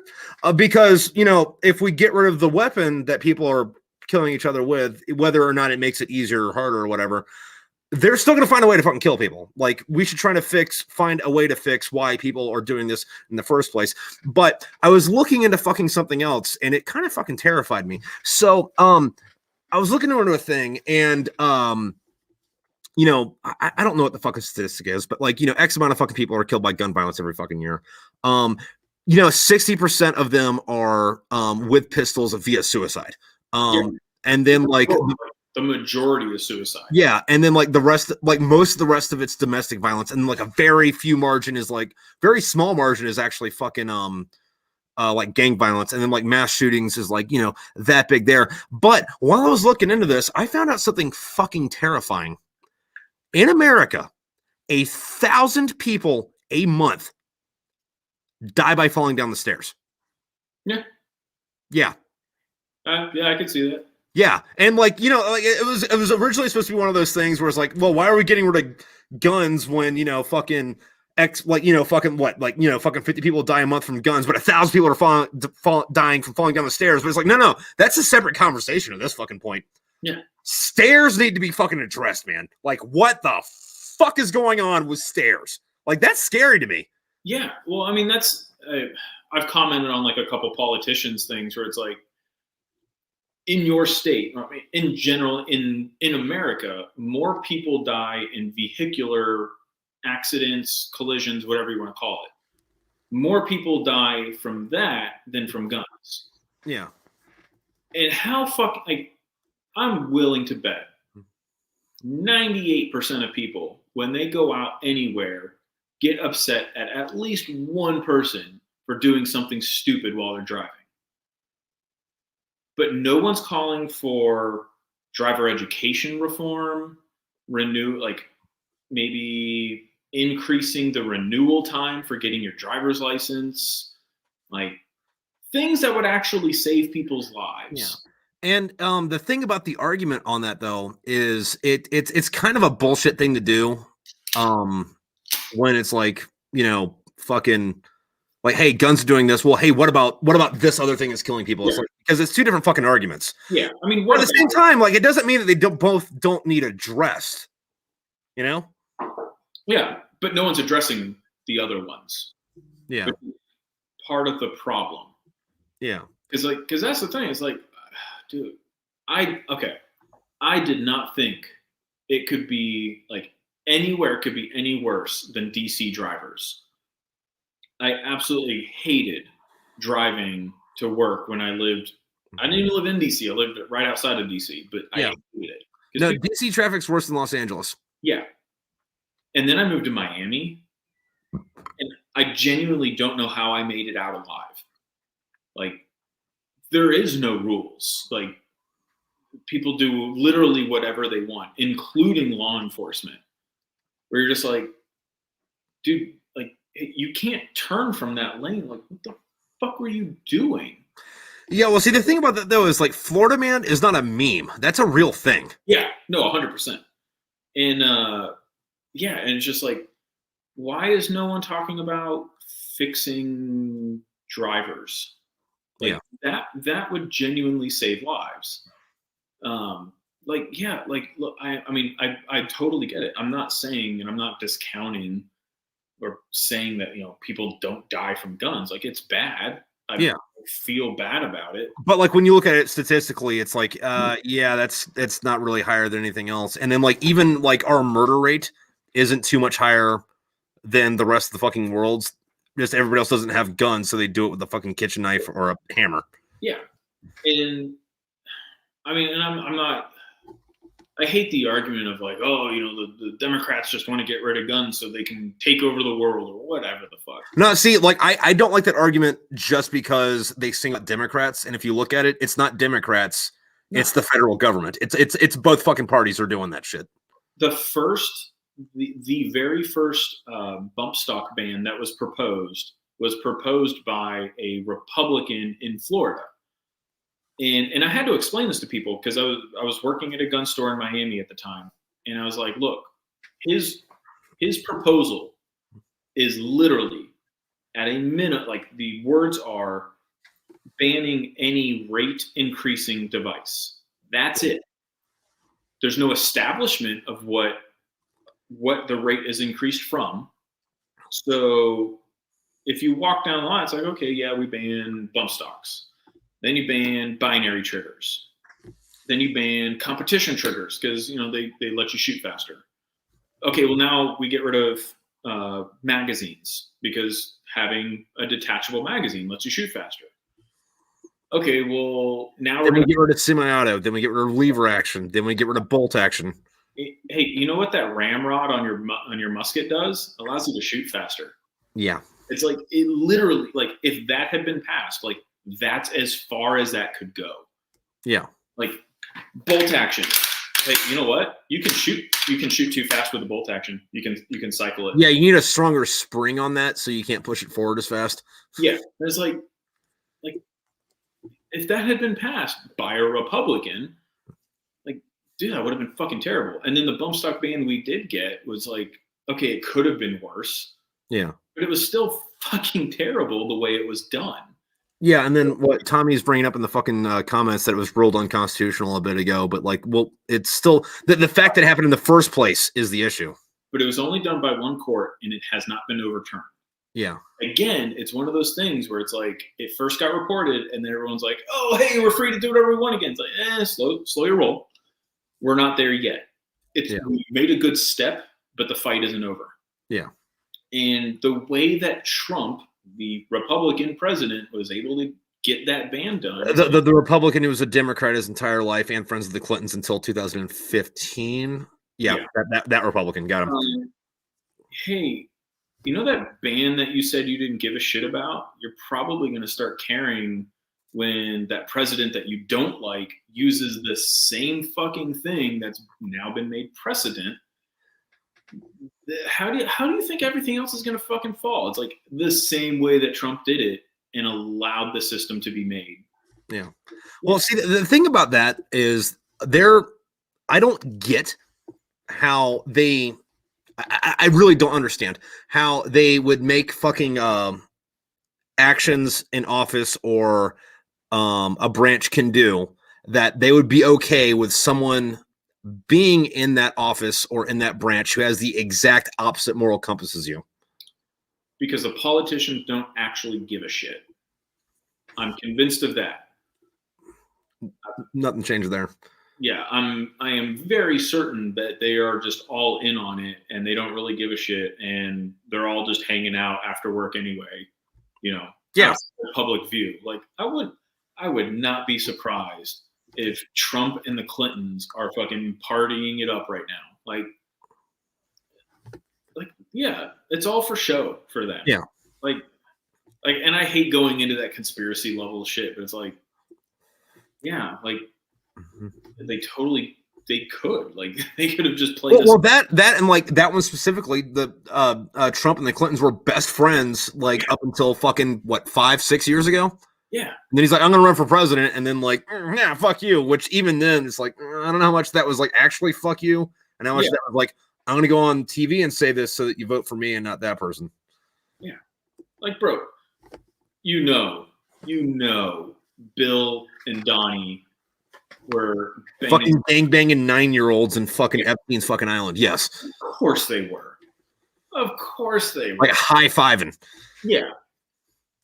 Like, all right. So also, can we just take a moment to solve racism real quick? Sure. Racism is bad. All right, cool. So we did it, guys. We did it. Hey, if you make a statement and you swap anything you said, like, oh, white people are dumb because X, if you swap that with anyone else, that's still racism. Yeah. I really don't see how people don't see that. Well, one of the things that I kind of get caught up on, though, is that, like, I don't like anybody, right? Yeah. So if somebody says, hey, do you like these people, whoever these people are? Well, the default answer is no.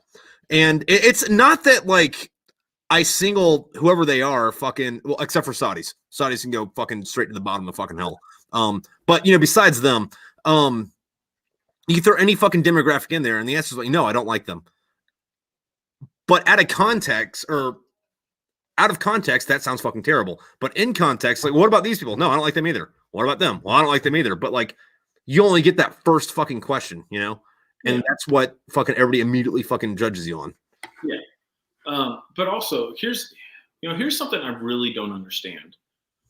Is there no longer a degree of racism? Like everything. It seems like everything now is if I say, I don't really like Korean food, which I love Korean food. But if I were to hypothetically say, I don't like Korean well, that means that you fucking hate Koreans and you're an anti-Asian. I don't know what the anti-Semite version of anti-Asian is.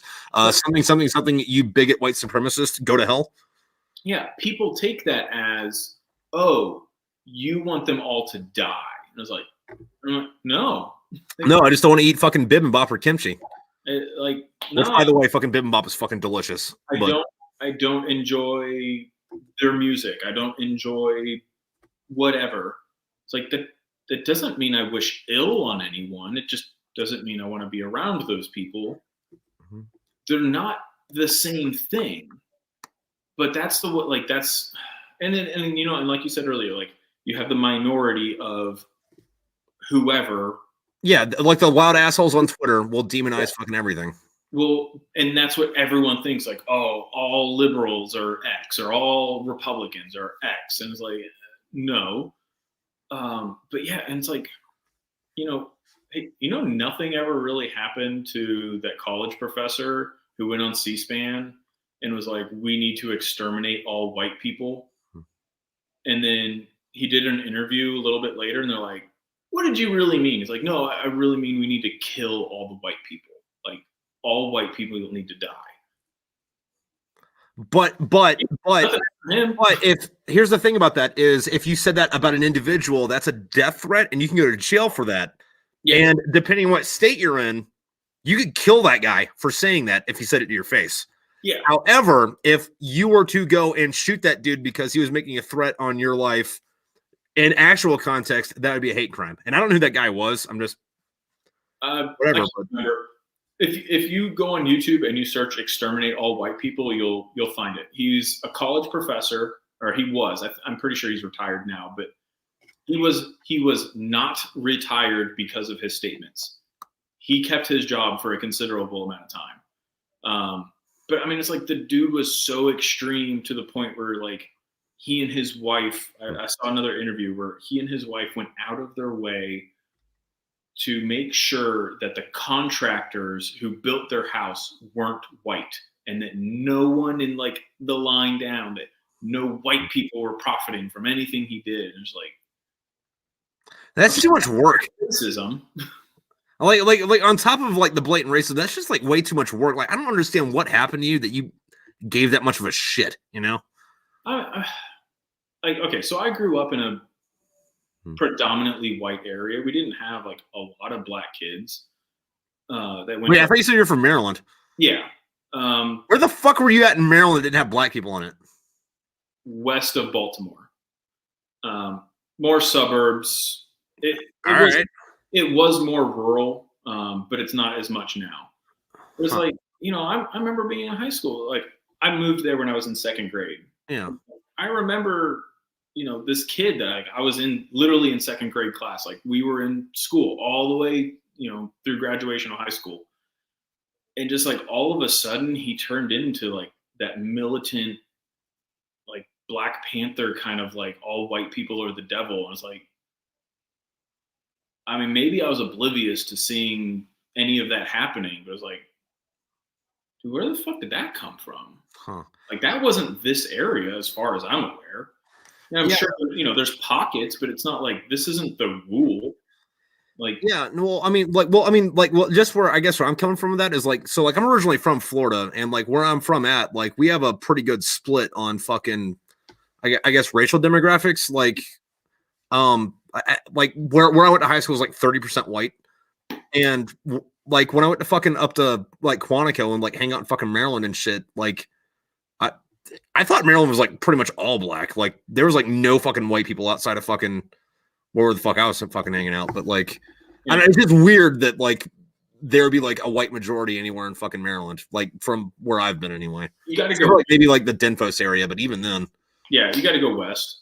Well, even then, like the Fort Meade area, I remember going back one time and it was like, holy shit, there's a lot more Hispanic people than there used to be. Oh, okay, whatever. Yeah.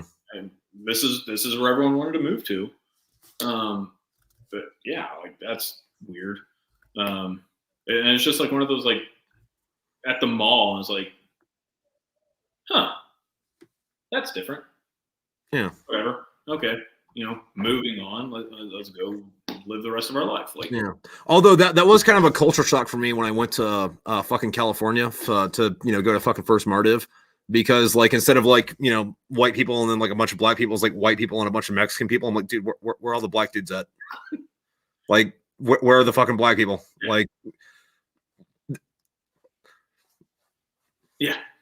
There's something that's supposed to be here that's not. Yeah. And north. You need to go more towards like LA. I guess you'll find it, but yeah, like I was gonna say something else, I totally forgot. Yeah, I don't know. Yeah, but I mean, like even around here, like I'll go places and it's like, oh, okay, that person definitely treated me different because I was white. Yeah. Like, and it happens all the time. It's like, whatever. Fuck it. You know, I didn't do anything to you. Like, I usually have a very outgoing attitude, but you know, people are people, and I just think people in general. Well, I mean, like fucking people will find a fucking reason to fucking hate you no matter what. Like it usually doesn't even have anything. I'm not gonna say that. It usually doesn't have anything to do with you specifically. It just has something to do with your fucking aesthetic. Like it could be that your skin tone is this or that, or it could be that your fucking facial hair is doing this, or it could be that you have short hair, or it could be that you have long hair, or it could be like, what the fuck are you doing with those fucking pants? Yeah. Like people will find a fucking reason to hate you no matter what. And it's this weird fucking tribalism thing that like, the way I kind of rationalize it, it like made sense while like before civilization was a thing, when it was like, we have like a village, we have our people in this village that we need to fucking protect, and we have our fucking like food crop shit that we need to protect. Somebody comes from over the mountain, doesn't look like us, that's a fucking problem. But that's something that doesn't make sense after, you know, we stopped living in fucking villages. Mm-hmm. Like, I mean, I'm not sure what the words are for this, but like, you would think that we would have evolved out of it because, you know, we culturally should have evolved out of it. But at the end of the day, like, we're stupid fucking like homonyms is not the right word. We're fucking apes. Yeah. Well, I mean, like Edward says, like, just treat people with respect. Mm-hmm.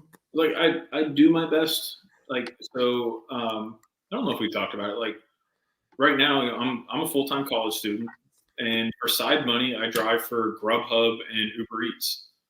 And so, like, you know, specifically, I do food delivery, so I don't have to deal with people.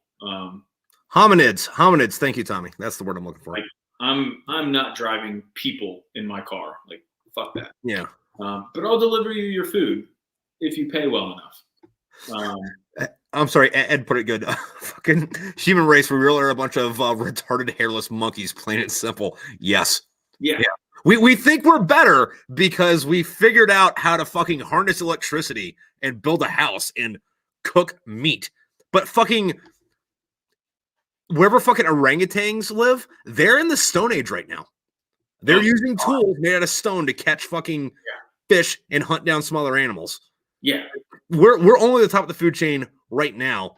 And after us, some other equally fucking brilliant, but also fucking retarded thing is going to come after us, whether it's a reptile, a marsupial, or just bonobos. Yeah. Which also, like, fucking, I had a really hard time believing bonobos were a real thing just because of the way they're named. It's like, bonobo? Really? Does that come with your fucking fruit roll-up? Yeah. Like, come on, dude. Put some effort into it. Oh, that reminded me of something I want to talk about earlier with the werewolf guy. Sorry for going off fucking track on this, but that's what we do. Yeah. I learned something not too long ago that made me not believe in Bigfoot. Okay.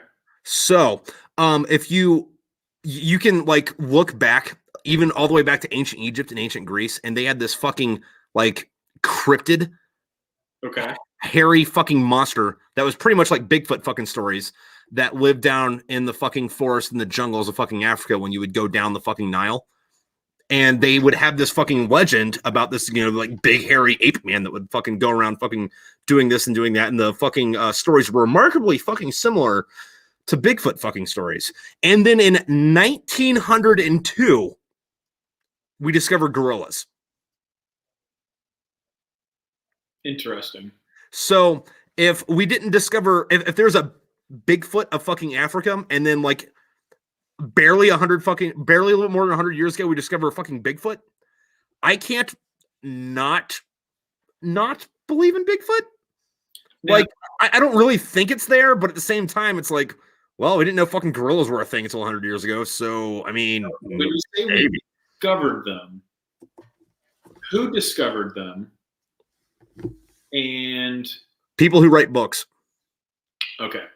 So because people who don't write people who don't write books that are peer reviewed at a collegiate level haven't discovered Bigfoot. Okay. But I mean, a lot of people have seen Bigfoot. A lot of people are stupid. Yeah. Also, Tommy, fucking Google that shit real quick. Fucking. But yeah, but no, he's saying 1850s. But even if it was the 1850s, that doesn't fucking help the fucking argument, dude. Like, that was still like 170 years ago. You know, only a handful of generations. That was yesterday. That was fucking yesterday. Yeah. So I think when I was like in like 6th grade, I came up with this theory that somewhere in the rainforest there's a psychic monkey. So it's like, it's never been discovered because it knows when you're looking for it, and it's really good at hiding. But it's perfectly content living in the rainforest and not having like physical dwellings. But it exists, and you can't prove it doesn't. Well, see, that's the thing about like that though. It's that kind of comes into the fucking like either like the god or like the ghost or like the fucking like Mothman or Bigfoot or werewolves. Yeah, like it's excruciatingly painful to prove that something doesn't exist. Yeah, you pretty much have to like burn the whole fucking forest down and comb through everything. And then you have to dig up fucking the earth all the way down to the fucking mantle, looking at the fucking fossil record. Yeah. But like even that, or like the fucking the giant squid, like we only have one of those, and that was like within the last 10 years. No, it's been longer than that. No, I mean like the full thing, not just like a part of it. No, they used to have a full one at the Smithsonian when I was a kid. Really? I remember watching a documentary where they were they captured what they said was a baby giant squid, but they couldn't keep it alive. So that leads me into a whole other thing of I really hate the argument of like, oh, we have to find Earth-like planets to find life. It's like, look, there's shit that lives at the bottom of the fucking ocean that would not survive on land. Okay, real quick. Tommy's saying first scientific scientific description of gorillas dates back to an article written by Savage and the naturalist Jeffries Wyman in 1847, which, by the way, not that long ago. Yeah, first photos were in the 1900s. But yeah, no, dude, there's shit at the bottom of the ocean that, like, if you put it in a net and bring it up, because of the fucking ocean pressure, it just disintegrates when it gets to the top. It doesn't have the bone structure to survive in 0G. It's really fucking dumb to me for people to be like, oh, it's impossible for something to live on Jupiter or any of the moons of Jupiter. It's like, dude, shit lives on Earth where we would never survive. Yeah. So why is it like inconceivable for something to live where anything on Earth couldn't live? Like, that is such a narrow-minded view. Yeah, dude, like, even if it's fucking bacteria, you know? That's still life. Like, yeah, I don't know. That one's always bothered me. It's like, oh, it's too cold or it's too hot. It's like, there are fucking worms that live on the edges of volcanic holes in the bottom of the ocean where the water is so hot it's literally boiling. Yeah. That is life. So why is it too hot somewhere in space for something to live? Like, the argument is just dumb. Yeah. Yeah. And I also have like zero education in biology, but intuitively the argument is dumb. Well, still no, like you didn't even have to have like too much about fucking biology, because like think about it, like back even in the 90s when like I was growing up, fucking, or when we were growing up, fucking, like they were like, hey, listen, there's no other fucking planets anywhere in the fucking galaxy or in the fucking universe, and it's stupid to think that aliens even could exist. And now it's like, okay, so here's like 40,000 other planets that aren't here, and it's mathematically impossible for aliens not to exist. And like even in the last 30 years, that fucking idea has changed fucking so much. Yeah. And like what, like when they say that like something's like in the habitable zone around a star, that's habitable for us. Yeah. Like nothing. Not life. Yeah. Homo sapien sapien. Yeah. Like, now, given nothing we have sent to Venus has lasted very long. Dude, there is a really cool fucking video somewhere. It's on YouTube, but the Soviets sent a fucking probe to fucking Venus, and like Venus killed it in like 5 minutes. Yeah. Like all 5 minutes of that fucking video feed got transmitted back to the Soviet Union. And it's just like weird. Like, it's not super weird because like it looks like somebody's just driving a fucking drone around 29 Palms. But it's still like, oh dude, holy shit, this is fucking cool and weird, you know? Yeah. But it's like, okay, so maybe our engineering wasn't there, but that still doesn't really mean that life hasn't adapted to that. Yeah, or not even adapted, just evolved in it. Yeah. Because even like, you know, I'm not going to go as far as whatever sci-fi series is like, oh, meet this new alien race who isn't carbon based. They're no. They found like not plankton. I think it was kind of like a silverfish looking bug thing. Mm-hmm. That lived in a couple lakes in the Sierra Nevada, and they're cyanide based, not carbon based. That's interesting. Like that happens on Earth. Yeah. Yeah. And like, you know, it's not huge shit, but it's like still an inch long fucking bug thing. Yeah. I mean, we're literally still discovering animals. Like not even like bacteria, but like full-fledged fucking animals. It's like, who knows how long that species has actually been in existence.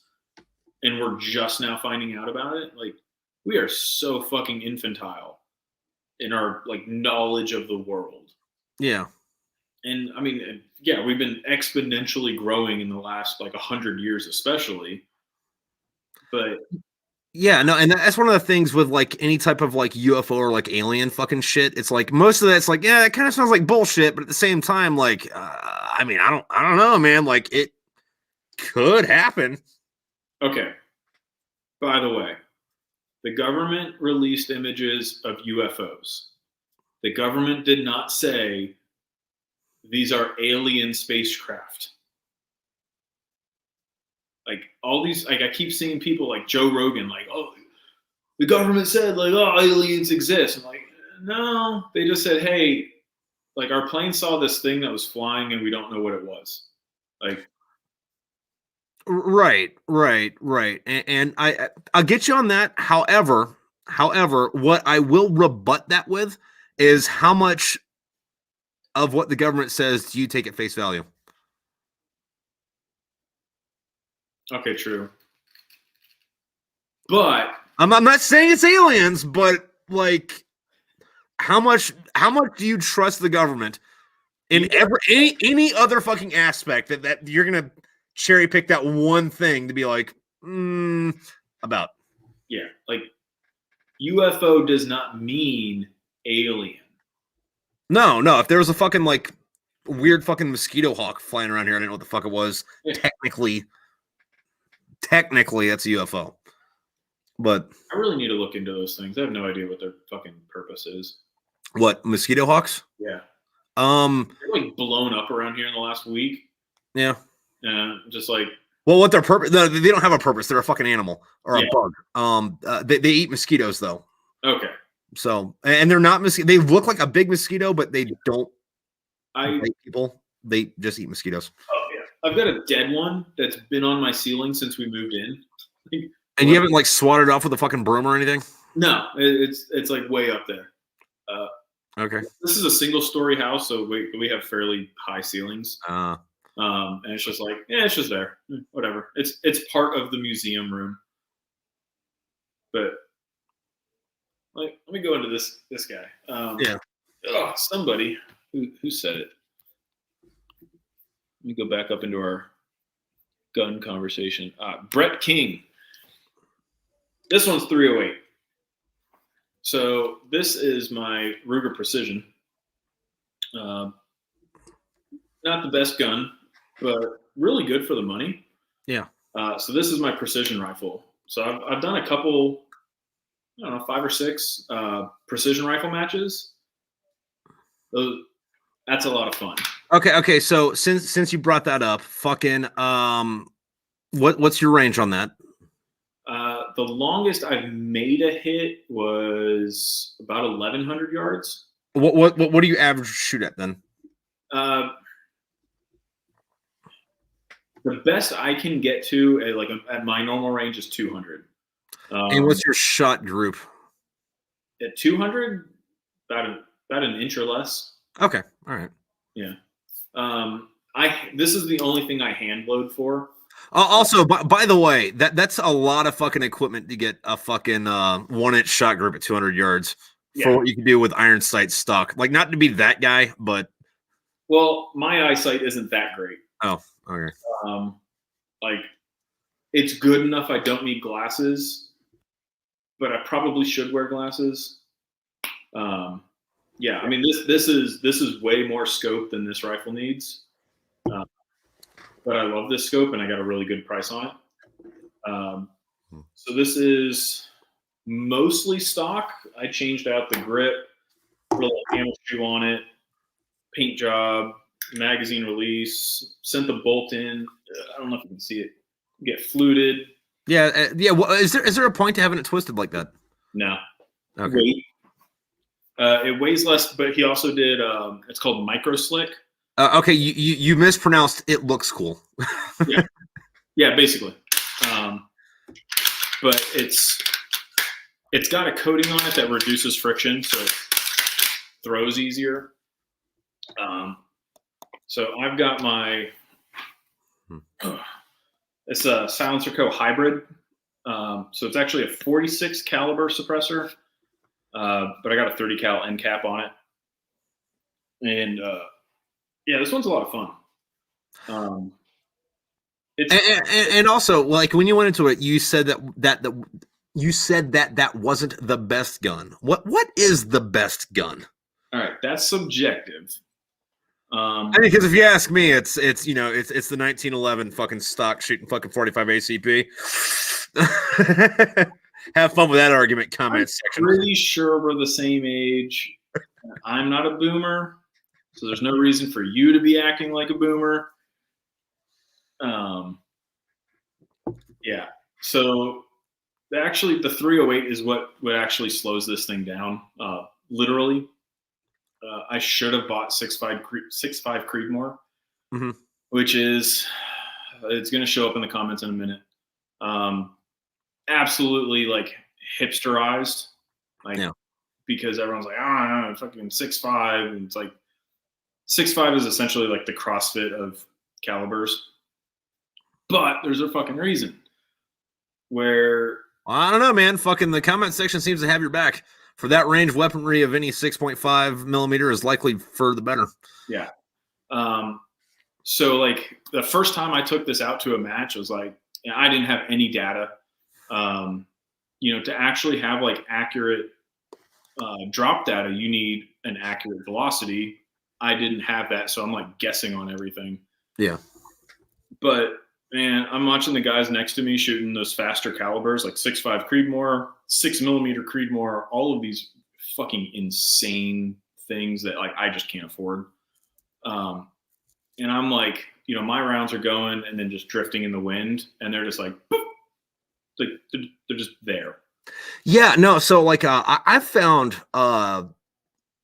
not so much recently because fucking COVID and ammo and shit, but like when I was bigger into fucking shooting, I have found that I do like bigger rounds more. Like, it's more fun. Yeah, like I think my fucking favorite thing to shoot is that Lee Enfield, and it's just because I think 303 is a fucking great fucking round. I mean, my jungle carbine, which is supposed to not be a very accurate rifle, it's supposed to have a wandering zero. There's all this, bad lore about it. And like once I figure out where the hold is, like, yeah, I can nail a 200-yard plate, like 8-inch plate, like no problem. Yeah, well, I mean, once I figure out where the hole is, I can nail anything too. Yeah. Didn't. But you walked into that, man. Yeah, but I mean, like that jungle carbine has like a weird recoil. Yeah. Just because it's so light in the front, like it jumps. Like it's not so much back; it's just a vertical jump. And I don't have any other rifles that shoot that way. Speaking of going straight back though, fucking, I got a Chiappa Rhino. Yeah. And the recoil on that is fucking weird because it goes like straight back, maybe even a little bit down. Yeah. And it fucks with your elbow when you shoot it. Yeah. Because like, how like normally when you're shooting pistol, you're worried about, or you're used to worrying about your wrist being where everything is. Like it just ignores your wrist, goes straight to your fucking elbow. And then like you get used to it pretty quick, like, fucking 30 rounds into it and like you got it down. But like every time you go to the range, the first fucking, 6 rounds, you're like, okay, that is not supposed to be doing that to my body right now. What the fuck? Yeah. I had one of my good friends from Hawaii, literally like the only really good admin Marine I've ever known. Like this dude was good at his job, not the piece of shit that pretty much all admin Marines are.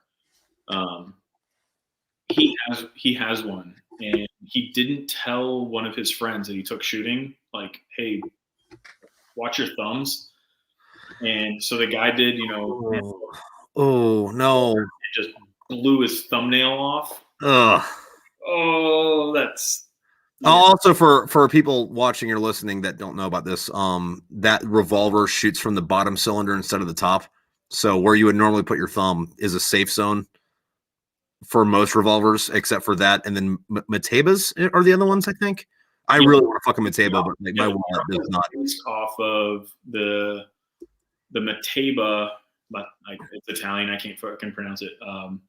6 Unica, which is like that's up there on the dream gun list. Yeah, they made very few of them, and they go for like 5,000 or plus.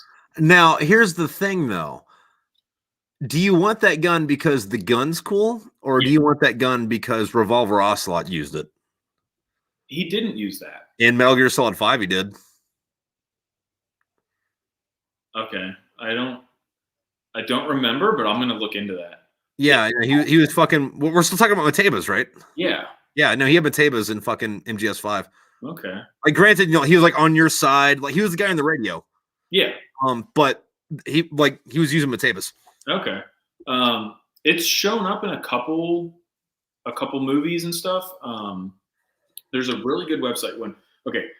I've met people who did not know that IMDb existed, and I don't understand that. You know there's a gun version of that? Yes, that's what I was about to say. Oh. IMFDB. Yeah. Any fucking movie or TV, well, maybe not any, most movies, TV shows, all the fucking weapons in it. Yeah. Which, by the way, I was on that the other day looking at the X-Files one. Like, every fucking gun ever fucking made was using the fucking X-Files at some point or another. Or Miami Vice, like the original one. It was like, your gun wasn't cool if it wasn't in Miami Vice. Yeah. But yeah, like that's a great resource for finding that. Because I'm like, what was he using? Like, that's weird. But the Mateba is fucking sick because it's a semi-automatic revolver. Yeah. It's like, wait, wouldn't that just be double action? No. Oh, you're going to explain the difference between a double action revolver and a semi-automatic revolver to me. Yeah. Okay. Have you ever heard of a Webley Fosbury? Yes. Okay. So similar concept. Now imagine you're holding, okay, for terrible argument's sake, you're holding your Rhino. Yeah. But when you shoot, everything up here slides backwards. Huh. And as it slides backwards, it rotates the cylinder and cocks the hammer. So it's essentially it goes into single action every subsequent shot because it's semi-automatic. It's moving back, cocking it, indexing a new round. The Webley Fosbury did that back in, the 19-teens. Yeah. And good luck finding one of those for less than $15,000. I actually did find one of those for $15 one time at a bazaar in Afghanistan, but I knew I couldn't take it home. Yeah. I've seen a lot of fake guns come back. Dude, I don't give a fuck. At that point, it would have been like a... But yeah, so the Mateba 6 Unica, they did make other guns, but that one in particular is a semi-automatic revolver. But I don't think that it had the outside, like on the outside of the cylinder on a Webley Fosbury, it has this weird zigzag going around. Mm-hmm. As it slid back, there was a pin that would rotate it. But I think the Matebas are a little more cleanly designed. So speaking of weird guns, there's two that I want to bring up that my dad has, and they're one of those things where it's like I don't want my dad to die, but I'm not going to get these until my dad dies, so it's like gonna be a bittersweet thing. But like one of them is he has a Colt rimless smokeless, which was the prototype for the 1911. They made 200 of them. Interesting. Yeah, the second one is he has like 5 or 6 of these things. They only made a couple thousand of them in the 19 fucking early 1900s. I forget who made them, but they're a pump action shotgun, But the way they work is you grab the barrel and you pull the barrel back. Yeah. But they stopped making them after like a year of production because a lot of people would just like slam it on the ground to like recock it. And shotguns have a tendency to shoot out this way when you do that the wrong fucking way. Yeah. And so they had a nickname called the Widowmaker because a lot of people would, go to cock their fucking gun and blow their fucking head off. Oh, but like my dad's got like 2 or 3 of them, and it's like that's pretty sick. Yeah. Love my dad to death, but like I'm gonna have a really sweet fucking collection of like weird shit. So this is my miniature Burger Precision. So this one's in 22. Again, not the best, not the most accurate, but for $400, these things are fucking awesome. And this one's a little easier to claim, or to say. The best for precision 22s is going to be a Voodoo, but that's like $1,500 for the receiver and the barrel, like without the stock and anything else. And that, I don't have that kind of money. But this thing's fun. Like, so this one I've got a Silencer Co. Sparrow suppressor on it. Okay. And literally, that's all you hear. Oh, no. Now, first off, you said this is 22, right? Yeah. And 22 subsonic anyway, right? Or you can get subsonic rounds for it. Yeah, depending on the ammo. So if you get, how quiet's that? That's what you hear. Like when you shoot it, like you get that, just the click. Just that. Huh. There's like a little bit of a like, but there's not much. So like I just got last year I bought a second 22 suppressor. Yeah. Because like my wife and I will go to the range, and put it this way, the range that I got a membership at out here, it's a private range, like members only, and there's hardly, like, most of the time when I go, like, there's nobody there. Yeah. So I'll take this, and I've got another 22 rifle, and we can just sit there, no hearing protection in, and just plink away, having a great time. And it's like, it's not loud. It's just, it's so much fun. Everyone needs a silencer, like, full stop. Like, they're addicting. Oh no! See, I go the opposite route. I got flash cans on a few of mine. Yeah. Oh no! I mean, don't get me wrong. I like to be loud. So I've got a Mosin, an M38. Yeah. The shorter barrel, no bayonet. And I thought those ones had the folding built-in one.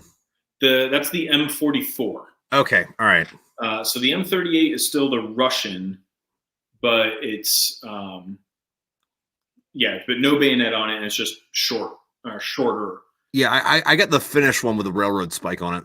Okay, so like you call the cops, fucking the paramedics ain't gonna save you from this bitch thing, So that thing spits some fucking fire. Yeah. And when I worked at it's Miami, like, people are fucking douchebags. But occasionally you'd get that guy who comes in with like an AR pistol or an AK pistol, and his entire goal is to just be loud. He just wants to be the loud guy on the range. And the store that I worked at was like a warehouse kind of building. So like one warehouse was the store, and the next warehouse was our range. So you heard everything. Like with the fucking like concrete and the like tires in the back and shit. Like cinder block wall in between. We had like a steel bullet trap in the back with like a mountain of rubber in front of it. Yeah. But occasionally you'd get that guy who comes in and he's just mag dumping just to be loud and obnoxious. So a couple times I'd like leave my Mosin there, and I'd just walk in, load up a couple rounds, get into the booth right next to him, and just boom. Because like that thing will shut the whole fucking line down. Like, everyone's like, what the? No, because this is your cannons, man. Like, when did the Mosin, the original one, came out? It was like the 1870s or some shit. 1890s. Still. Yeah. Like they stayed in military service until the 1980s. Like, that had a good run. Like, not the exact same gun, but like that platform had a good fucking run. Yeah. Like, they did, little modifications here and there, but it's like, people poo-poo those as well. It's like, okay, they're not the most accurate. I don't know, man. Fucking like, fucking. There are some Soviet snipers that would disagree with that. Yeah, but a lot of the Brazilian, not even Soviet snipers. Simo Haya, the White Death, would fucking disagree with you on that. Yeah, but even he shot iron sights. Yeah. But he also was more of like a master of camouflage, and he wasn't doing the 1,000-yard shots. Like, it was all urban, closer range. But yeah, those things that thing packs a fucking punch. Yeah. And the fucking round is like this fucking big too. Like, that's not the last thing I want to get shot with, but it's up there. Yeah. So I got a little I go to Home Depot and buy the little 3-4 foot garden hooks that, you hang a little flower pot on. Yeah. And I have some 3 or 4 inch steel targets that I'll hang from there. And when I was first doing it, I was just using 550 cord. One round from my Mosin ripped the 550 cord and just sent the target flying. Nice. So this one also, precision rifle, there's a type of competition called NRL 22. It's the National Rifle League. Everything's on a 100-yard range. So it's fairly easy to set up, but it's also a half-inch target at 100 yards. Yeah. And you're shooting off of weird-ass obstacles. So it's kind of, it's more challenging, but so much fun. Also, I want to write this back just a little bit further. The Mosin won World War II. Yeah. I mean, at least in Europe. Well, that fucking having a million fucking people wielding them, bum rushing the fucking Nazis. But still, that's what they were holding in their hands while they did it. So. Yeah. Carelessly just dumping bodies into the solution until the Germans ran out of ammo also kind of helped their cause. Let me grab something real quick. All right. Fucking yeah. While he's doing that, which he's not too far away, he's just going to his thing. So I'm not sure what the fuck. That looked pink. What's that? So nice. Yeah. Okay. Where are you? Okay. That little divot right there, that's from a Mosin. All right. That was standard M2 ball out of a Garand. All right. That is M855 green tip 556. These two, that's black tip 30-06. Nice. Yeah, clean fucking through. So what you're saying is buy American. Yeah. Paint your bullets black. They go through steel better. And that's yeah, that's a good half inch of steel. I think it's 3/8. Yeah, 3/8 inch. Yeah. It's pretty good shit. All right. I got one more. All right. We kill also this tail. What you got? All right. I hated working. Okay. I loved working at a gun store, but I hated working at a gun store. Nothing made me want to support gun control more than working at a gun store. Why is that? People are so fucking stupid, especially at a range. Fair enough. Oh my God. The dumb shit people do on a shooting range. You're just you're the reason. You're the living embodiment of why they want gun control. You need to take a safety class. Yeah. But the benefit of working at a gun store, the employee discount, is when you get the super cool customer who brings in his Luger and 2 PPKSs to be cleaned. And then he's like, yeah, I was kind of thinking about selling them. So you go, I know someone who's looking for those PPKSs. Let me go call him real quick. And he's like, cool. Hey, you want to buy the Luger? Like, yes, I do. And now I have a question about that. What is the legality, not the etiquette, because fuck the etiquette. What is the legality on? Okay, so the store will give you this for it, but if you come back at this time, I'll meet you in the parking lot. Okay, so with this one, there's only 2 guns that I bought off of a customer without the store being involved. This one, the store couldn't afford it. Like, just at the time, they were like, we don't want it. Like, we're going to have a hard time paying you what we should. To be able to sell it afterwards.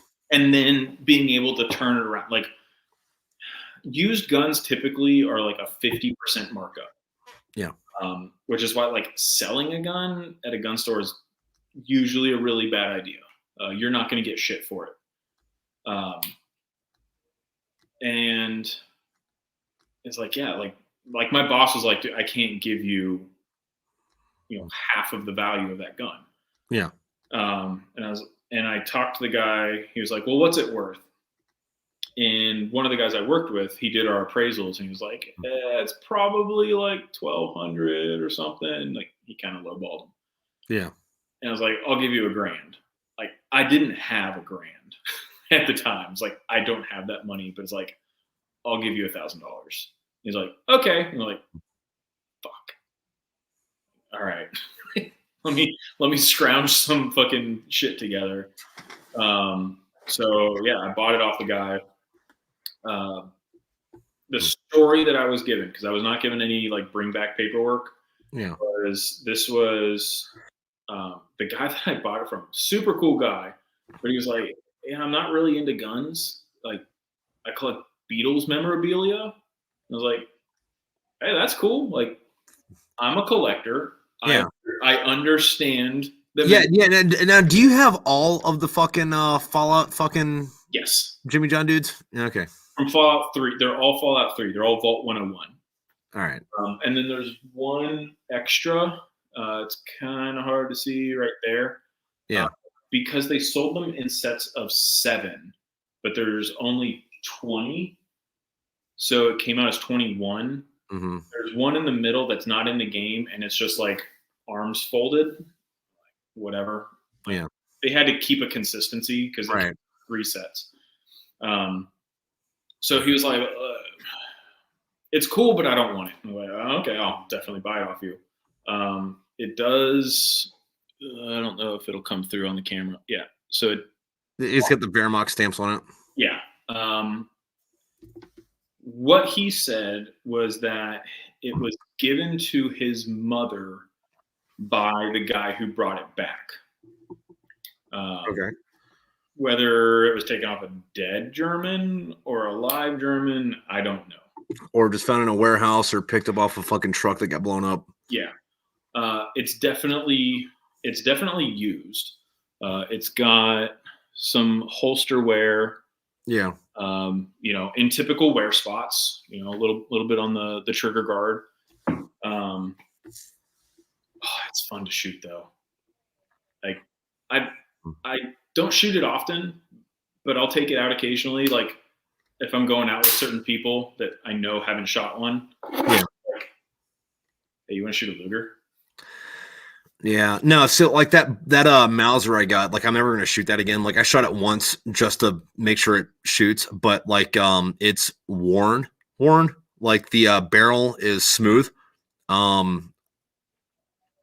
probably put 50 rounds through it, and I hit the target once, like at 10 yards. Like, and I'm a decent shot. Like, it fucking nothing in there. Like, I'd be surprised if I was fucking 30 yards away and shoot my house with it.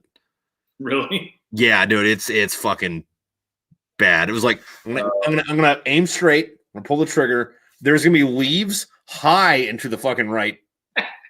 Like, what the fuck, man? But like, like the barrel super pitted fucking It looks like it got left outside for a while. Fucking and I also got it like super cheap, but it was more of a I have to have Han Solo's gun. I don't care if it fucking works or not. Yeah. So he sold it to me. Gun, holster. It's got 2 mags. They're not original, or they're not numbers matching. Yeah. But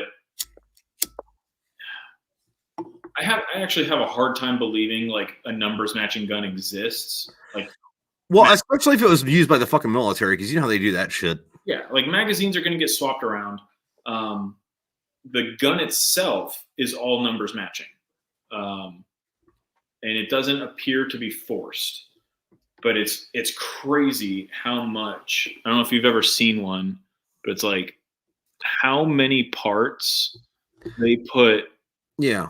Like literally every part has the last 2 digits of the serial number stamped into it. It's like, why? And this was a 1941 made gun. Yeah. So, like, they had been at war for a while. Like, yeah. But I took it to a guy that I met at a gun show out here who's like a huge World War II, Lugers, Mausers, fucking everything, dealer, expert, whatever. Bye, Tommy. Bye, Tommy. And I took it to him to be appraised, and like the guy gave me a full like book report, like in a nice little like presentation, everything, and he appraised it at like 3.5 times what I paid for it. Nice. I was like, sweet. So when you give it to your fucking like kid, when your kid's at fucking whatever stage he does, and he sells it for fucking 10 grand, you're gonna be like, okay, listen, you little shit. Yeah. At least he made some cash off of it. Yeah. Oh God, no. Never having kids. Ugh. Kids are gross. Yeah, kids are gross. But on that, dude, fucking thanks for coming on, man. Fucking. Yeah. We're at about the 3-hour mark. We're an hour over the time limit, so we need to get together. We do. Well, fucking next time you come to Pennsylvania, or next time I go to Florida, I'll fucking stop by. Maybe in a couple months. Okay. I'll let you know. All right. Like I'm on the other side of the state from Lancaster, but I know. Okay. I got some stuff in the works. All right. Well, I'll catch you around, dude. All right. All right. See you, man. Have a good one. Also, bye, everybody. I know fucking Tommy left. Fucking, I'm gonna say bye to Edward because he was bouncing a lot of shit. Pickle. Sorry you showed up last minute. We're at the end of the show. See y'all.